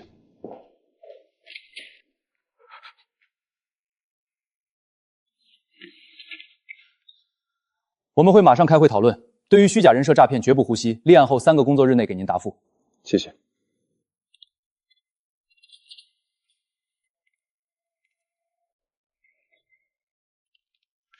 季总，天大的好消息！您绝对猜不到魏明成现在在干什么。干什么？他呀，正在满世界找人托话，整个人都快急疯了。找谁？先找了律协3个副会长，全被拒了；又找海城大学法学院副院长，人家说要配合调查，没空见他。魏明成最后没辙，硬着头皮找了季于礼师傅的老同事，前海城高院刚正不阿的退休老法官老郑头。结果呢？对方听完来龙去脉，直接一通臭骂，扔下一句“你惹谁不好，惹陈景行的徒弟”。你不知道那老头子护犊子护了30年。说完直接挂了电话。季总，沈曼妮去了明城律所，要见魏明成。魏明成见他了，他自身难保，哪敢见人？沈曼妮在大厅坐了2小时，最后被保安请出去了。沈曼妮那边找好律所了？昨天就请假了，对外说是身体不适，实际上在海城打了几10个电话，找敢接他案子的律师。没人敢接吗？海城没人敢跟您硬碰硬，何况还有那位坐镇，接这个案子等于自砸饭碗。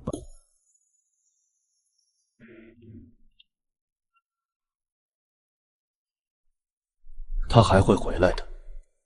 谁？沈曼妮？都这样了，他还敢回来找和解？沈曼妮找不到律师，就会走捷径，直接去找江婉求情。他敢出现在江婉面前1次，我就不会再按法律程序办事。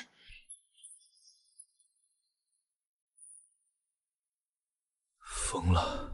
沈曼瑜不知道惹了什么样的疯子，季于礼要的不是胜诉，是让2人彻底社会性死亡，永世不得复生。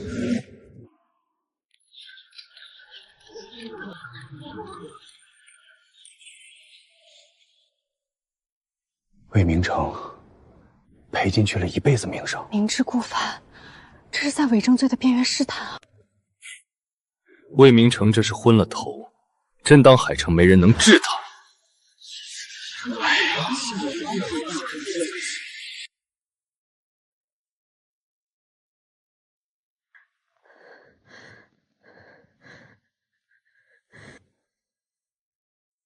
这是纪律委员会的初步处理决定，请签收。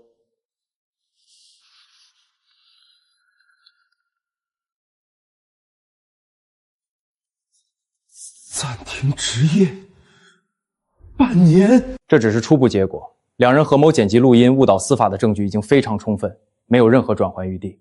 是魏明成让我教的，他说剪辑手段查不出来，他能搞定。经本会调查，明城律师事务所存在以下违规行为：1、违规接受当事人的财物。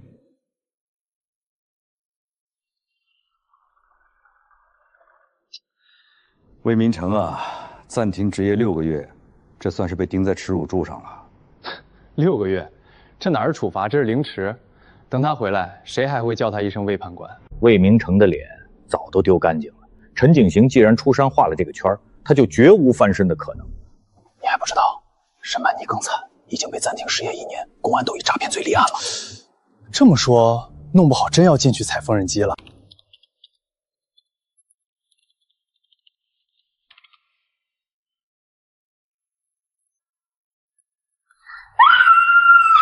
中了！报应来了！律协公告出来了，沈梦妮暂停执业1年，她彻底完了，团队散了，名声臭了，还被调查诈骗。轻点儿，我要被你咬散架了。我真是高兴，你受了委屈，总算看到对方遭报应了。1年足够让野心变成泡影。季于礼这招围点打摇玩的厉害，不直接杀，慢慢折磨才是真正的狠角色。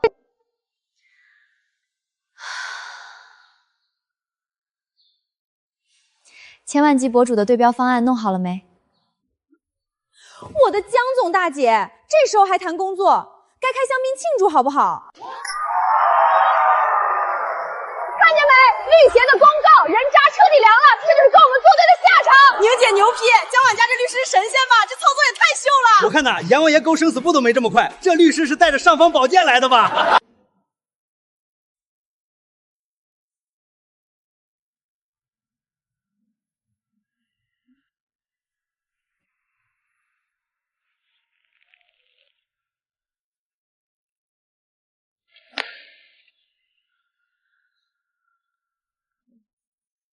江晚，你怎么了？怎么丢了魂似的？我就是觉得这一切都好不真实，好像还没从梦里回过神。什么意思啊？2个月前我还在担心怎么和那位冷面律师相处，甚至琢磨着怎么体面的离婚。可他推掉了100亿项目帮我，泰斗师傅为我写反诉状，全律所50多个精英熬夜找证据。你有没有想过，他不是这2个月才开始护着你的？什么？曹宁。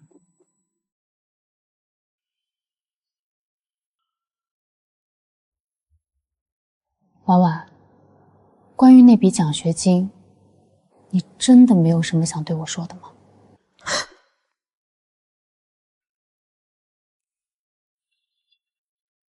这笔奖金是正和律所赞助的，指定发给历史系，名额只有1个。辅导员当时说，是正和律所指定的，用途是……正和律所从不扶贫，你以为的破格录用，不过是他们早就设好的局。你大4那年的实习，真的是巧合吗？墨染服饰，海城最大的服装公司。江婉女士吗？我们是墨染之墨染服饰人力资源部，之前的岗位有了空缺，请问你还愿意入职吗？我明明面试被刷了，是 H 突然打电话说有人放弃了名额。还能有谁？那位季大律师亲自动的手，安排个入职，对他来说不过是签个字的事。我论文的导师，他是系里出了名的灭绝上台，有师姐因为他3年都没毕业。可他对你呢？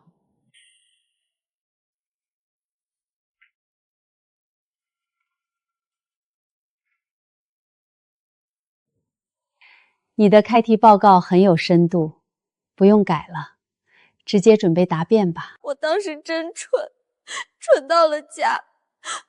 我居然真的以为只是导师心情好。你以为你那4年过得很普通是吧？其实一点都不普通，只是有人把所有不普通的事儿都提前替你摆平了，你能普普通通的过日子。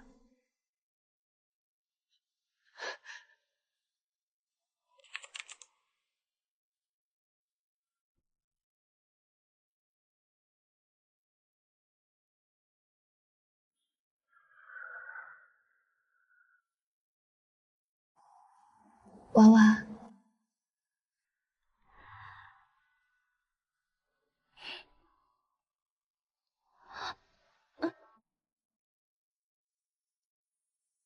我欠你的，我会用1辈子还。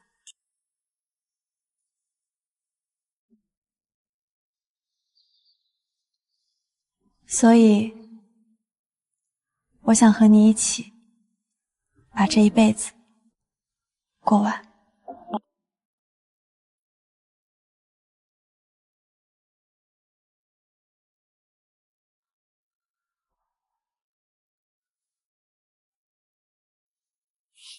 行啊你，藏得够深的啊。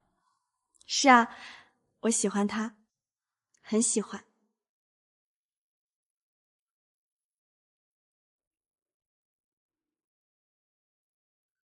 江婉，你给我站住！喂，重色轻友的家伙，记得早点回来汇报战况啊。知道啦，你也别忙太晚，记得吃饭。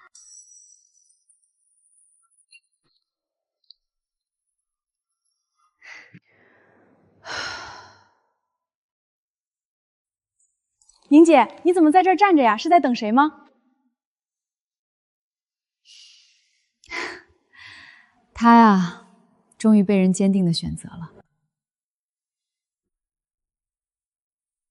时间过得真快啊！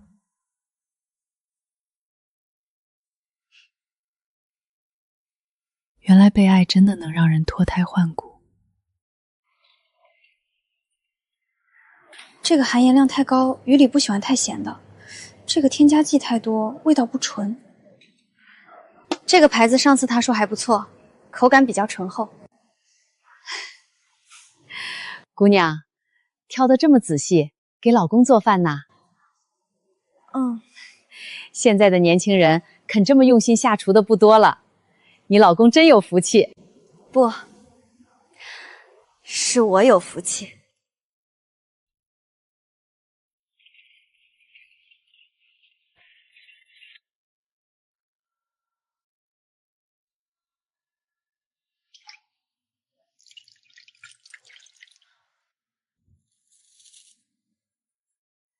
烹饪需要精确，精确需要逻辑。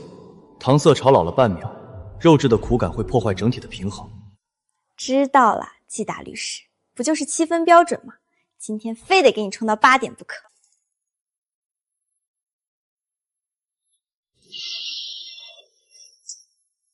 以前我觉得做饭只要不拉肚子就算成功，现在我居然在研究火候的逻辑感。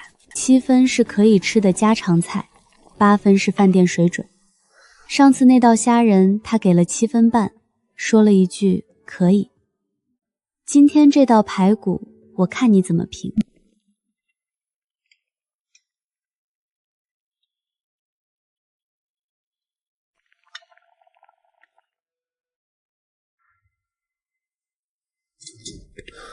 在律所打了12个小时的更仗，原本以为神经已经麻木，可看到这个背影的瞬间，所有的疲惫好像都被这阵烟火气融化了。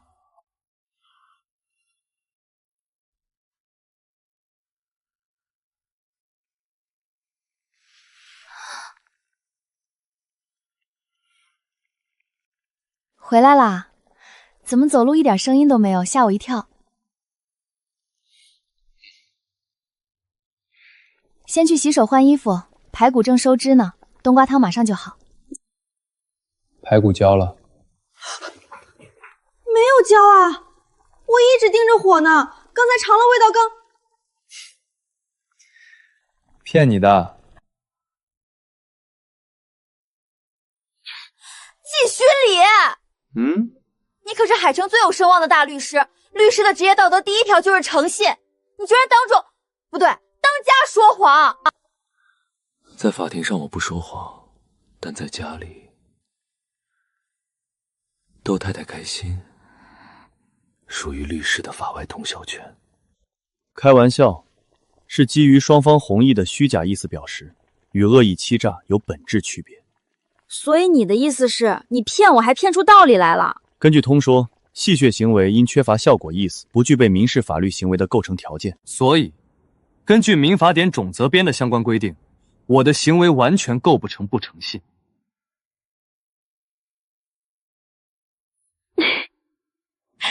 好啦好啦，歪理一堆，快去炒最后一个菜。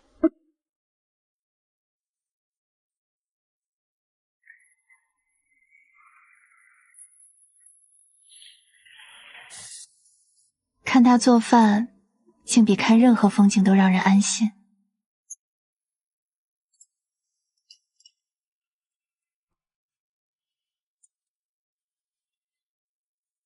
海城律协的官方公告你看了吗？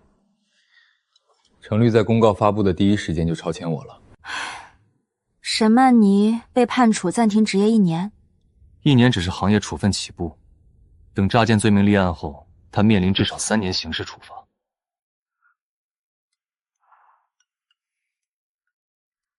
季雨里，你会不会觉得我太心软了？明明是他造成了那么多伤害，可是我恨不起来，只觉得他好可怜。以后，你的事就是我的事。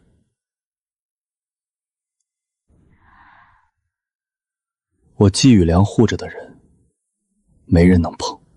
以后家里的事儿，我主外，你主内，就这么定了。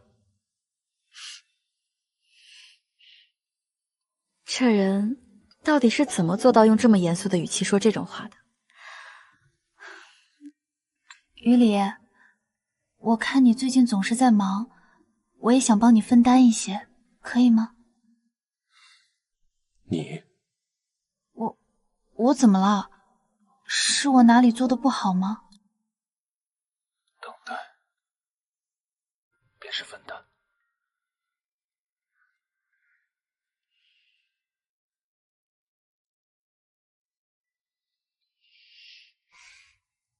某人今天怎么突然这么反常？不会是做了什么亏心事吧？算了，看在这顿饭的份上，暂时原谅他了。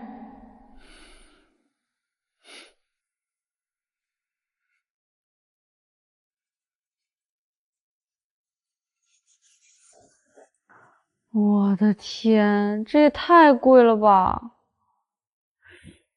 算了，蜜月嘛，一生就这一次，咬咬牙。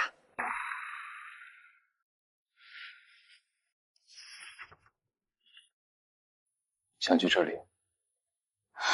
我是想定这里，但不知道你有没有时间。定好了。季许理，你是不是故意的？我只是觉得这里的风景不错。你太过分了！你什么时候把攻略做了？想给你个惊喜，看来某人不领情。你故意的，你就是故意的！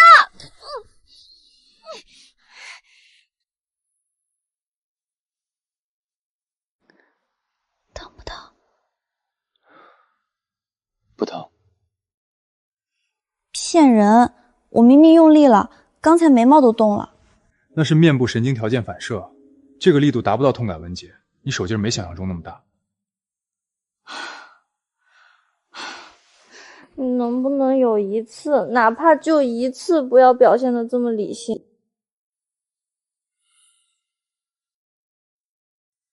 不能。你逻辑是我的职业底色，不理智的话，现在诉状上签字的就不会是我了。说大道理你最多。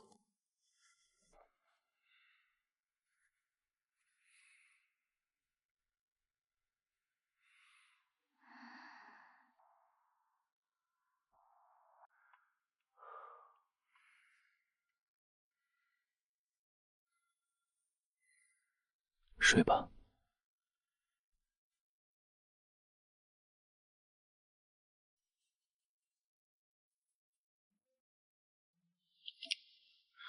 沈曼迪涉嫌网络诈骗，证据确凿，符合立案条件，现正式立案。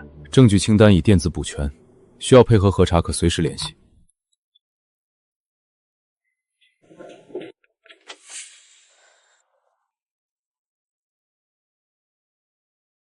我有律师执照，你们不许随便进门。你涉嫌网络诈骗，请配合我们带走电脑与银行资料。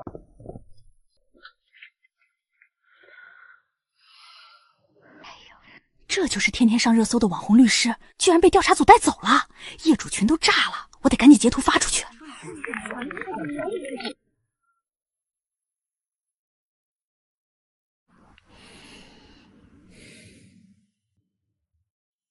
是不是在想沈曼妮的事？你怎么知道？你又没睁眼。从11点到现在，你翻身超过了5次，根据观察，心事很重。你连翻身次数都数，职业病也太严重了吧？第6次了。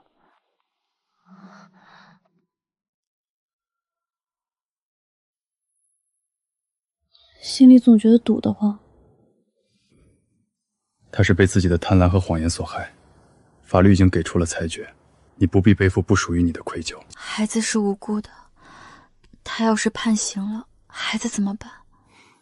孩子确实无辜，如果他陷入困境，我会以个人名义提供医疗与生活救助，但我绝不会用放过他作为交换。他真的是很好很好的人。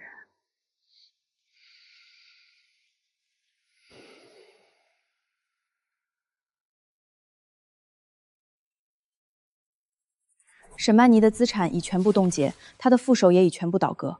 意料之中，下班前补全证据链，否则不谈交易。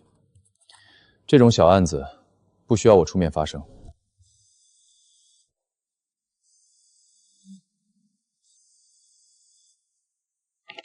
喂，你好，请问是季徐礼律师吗？是我，你是哪位？我是沈曼妮的妈妈。季律师，是我女儿做错了事，该关该办都是报应，我不敢求您放过她，我就提一个请求，季律师，求您给孩子留条活路吧，他天天问妈妈去哪儿。孩子是无辜的。媒体报道是舆论自发，我不能完全控制。我和太太都不会主动向媒体提供任何与孩子有关的信息。季律师，谢谢您，何必这样？我给您磕头了。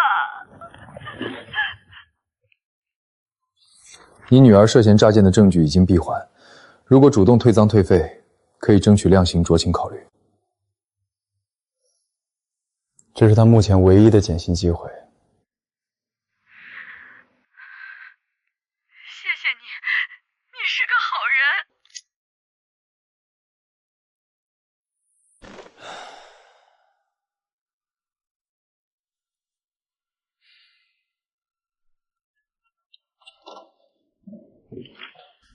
纪律，您没事吧？没什么。联系沈曼妮的辩护律师。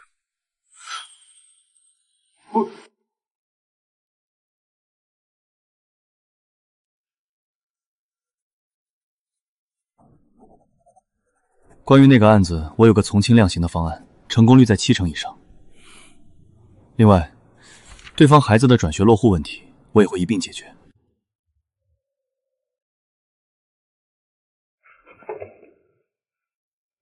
季雨林，你疯了吗？沈曼妮她明明涉嫌商业欺诈、转移资产，你居然要保她！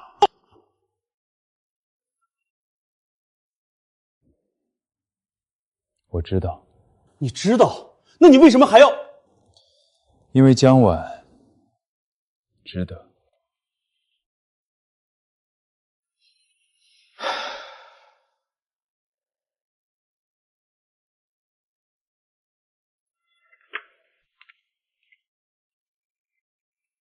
这家伙永远一副生人勿近的样子。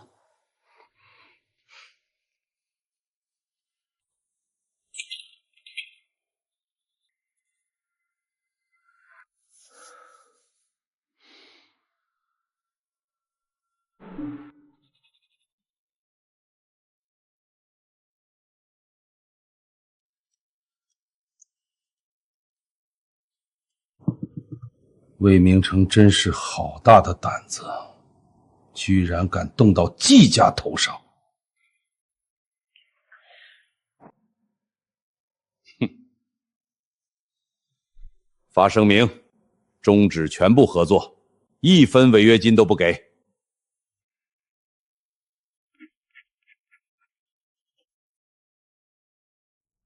魏明成活该，这种货色不配给我们家写合同。董事长，解约声明已经同步发出了。顺便在圈子里打个招呼，谁接魏明成的茬，就是和黄铺过不去。沈曼妮的事我会处理，帮魏明成把那把刀折了。发布北凉的声明一字不改，支持依法维权，反对滥用职权。魏总，龙氏商会发声明了，终止全部合同。是黄埔和北凉，他们也发了声明，就在刚才。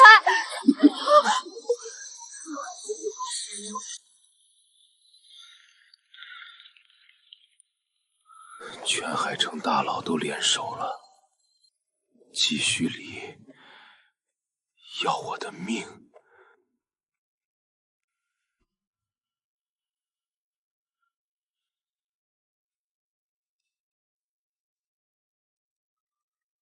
您拨打的电话正在通话中。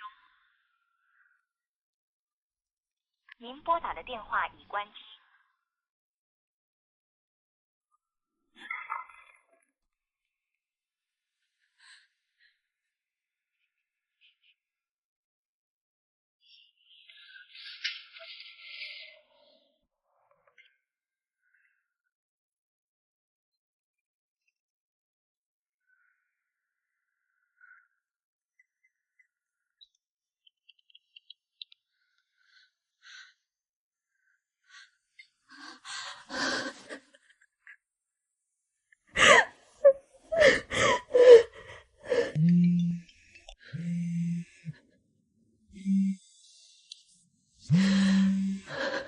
妈妈，奶奶想你啦。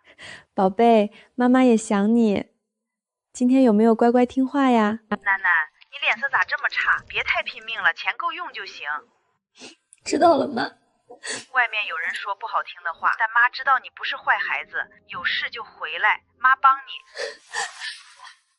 妈妈，妈妈你怎么不见了？先挂了，过几天打回去。哎，你自己照顾好自己啊。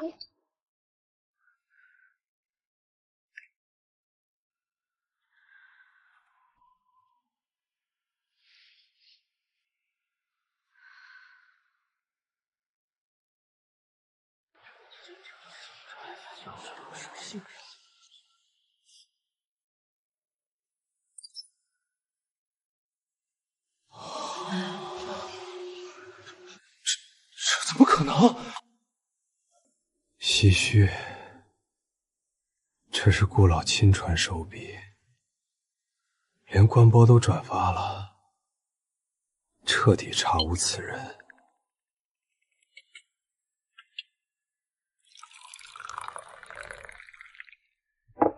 这是季雨里特地带回来的明前龙井。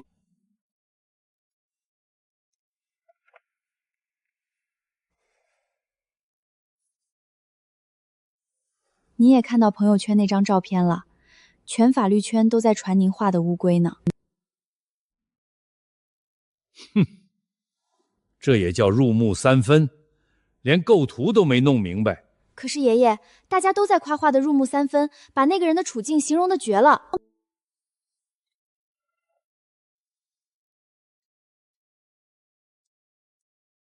龟壳上的裂缝才是重点，是他最该看清楚的东西。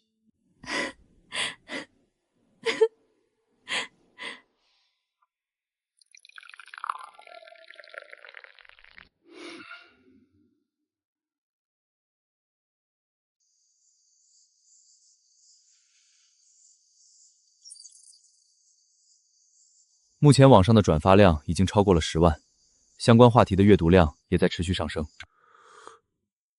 哼，我那可是入木三分的佳作，他们这帮人啊，多转转多看看那是应该的，这艺术熏陶哪能一蹴而就？蜜月打算什么时候去？别在这节骨眼上回去跟进并购案。下个月。去哪里？冰岛。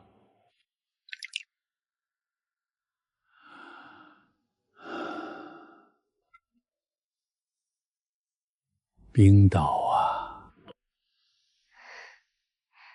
！30年前啊，我和你生去冰刀度蜜月。那时候冰刀荒凉得很，没几个中国人。你都想不到，他那时候，你师娘啊，平时看着端庄，一看到火山喷发，激动得满地乱跳，嗷嗷叫。我在旁边拉着都拉不住，真怕他一头跳进去。陈老，真没想到还有这样可爱的经历。我这一辈子记了几万条法律条文，唯独那趟冰岛的阳光，到现在都觉得烤得手背疼。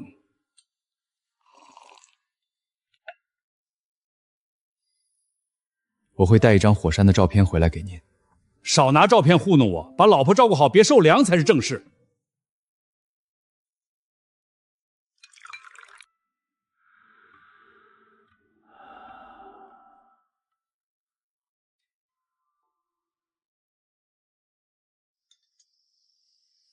陈爷爷，您和奶奶的感情真像初恋似的，好让人羡慕呀。初恋，那都是多少年前的事儿了。现在啊，就是个老麻烦精。第一条，吃饭挑食，只吃菜不吃肉。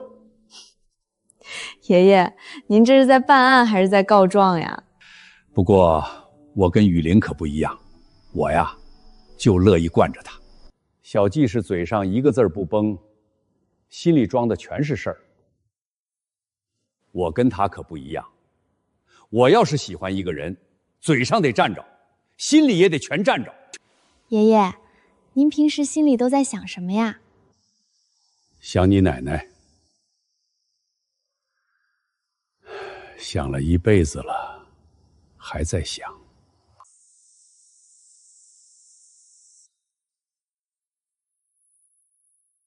我去续点热水。爷爷，他是不是害羞了？你这小子还是这么脸皮薄，连杯茶都要跟师傅抢。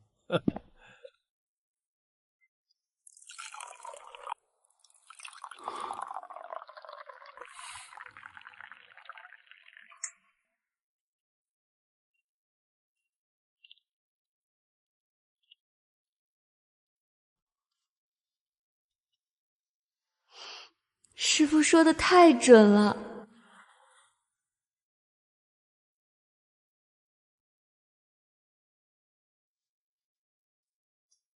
怎么，被我吓着了？还是说心里藏着什么火烧屁股的事儿呢？老师，您在说什么呀？我怎么听不懂？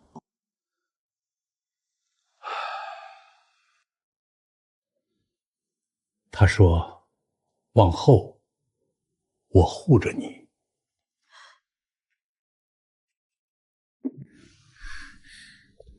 我教过很多学生，他们有的成了院士，有的成了富商，只有他一个人跟我说，他想的是怎么让老婆不再担心。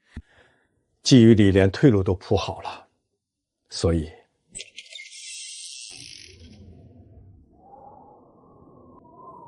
你这丫头命好，嫁对了人。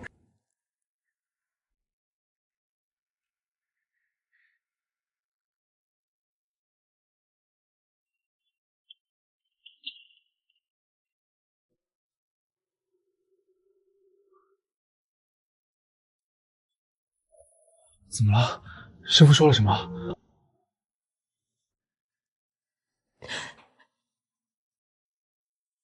师傅说你昨晚打电话了。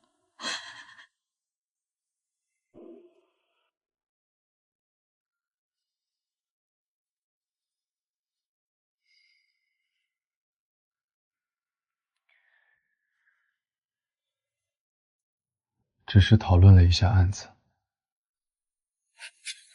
案子，他是我爸，继续管。那不过是对风险评估。嘉婉，陈述事实是法律人的基本素养，并不是你以为的那种话。什么事实？你到底爱不爱我？季律师，你现在是不是在心里起草一份长达万的告白书？陈述完毕。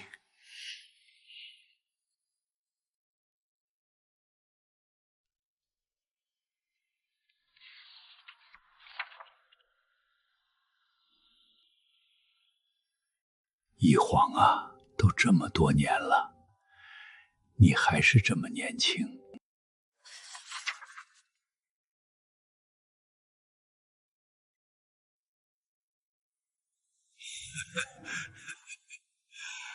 快看，这就是地球的脉搏。你慢点儿，风大。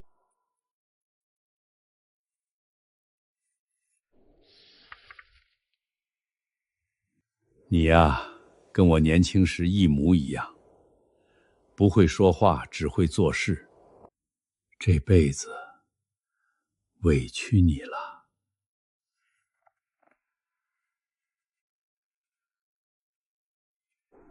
今天啊，我跟江婉说起冰刀了。徒弟嘛，就是自家的孩子，受了委屈，爹妈总得出面撑着。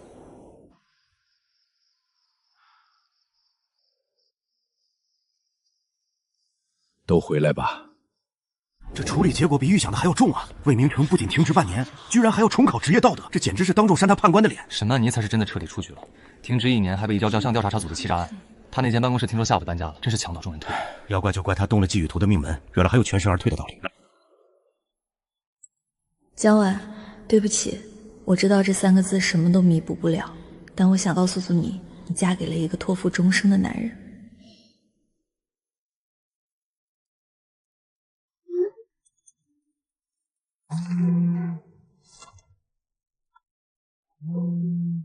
还是那个季大律师，连承认爱我都要用这种法学严谨的口吻。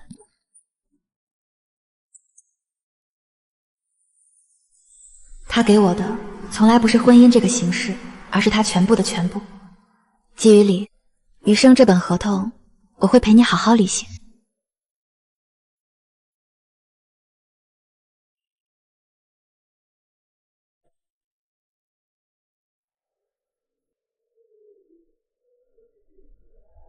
冷吗？季雨里，这里真的好震撼啊！我们接下来去哪里呀？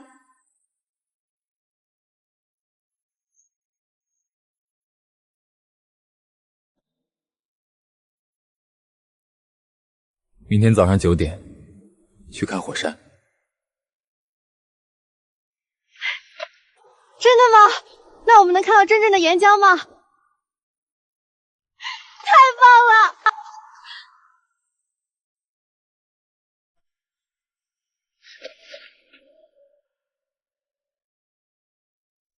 你说的那个酒店，是不是顶级套房？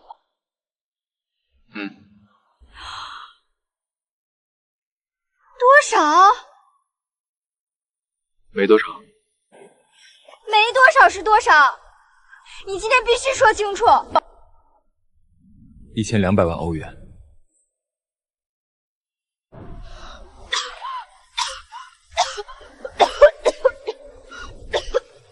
你疯了吗？这也太贵了！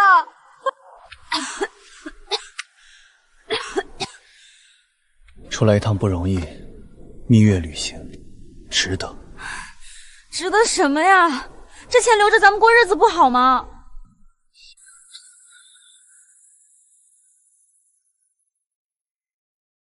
江晚，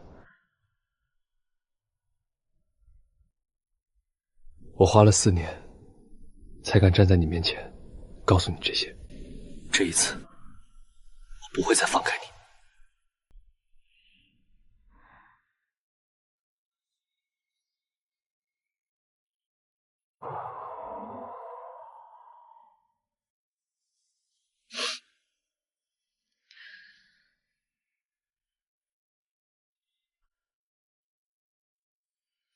还好，有你在。我只是不想玩，我只是不想让你误会。季许礼，你怎么这么可爱啊？好啦，我知道了，我们快走。喂，走快点呀！前面左转是餐厅，预定了靠窗的位置。哟，季老师什么时候这么贴心啦？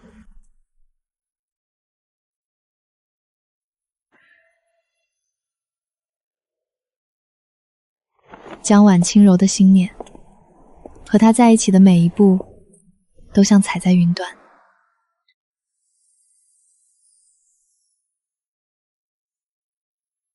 你这个骑士怎么和故事里的不太一样呀？别人都在拯救世界，你怎么只会整理围巾啊？第一，传统骑士骑马，你骑共享单车；第二，传统骑士救公主，你帮我扛水桶；第三，以后的每一步，我都陪你走。原来这就是归宿。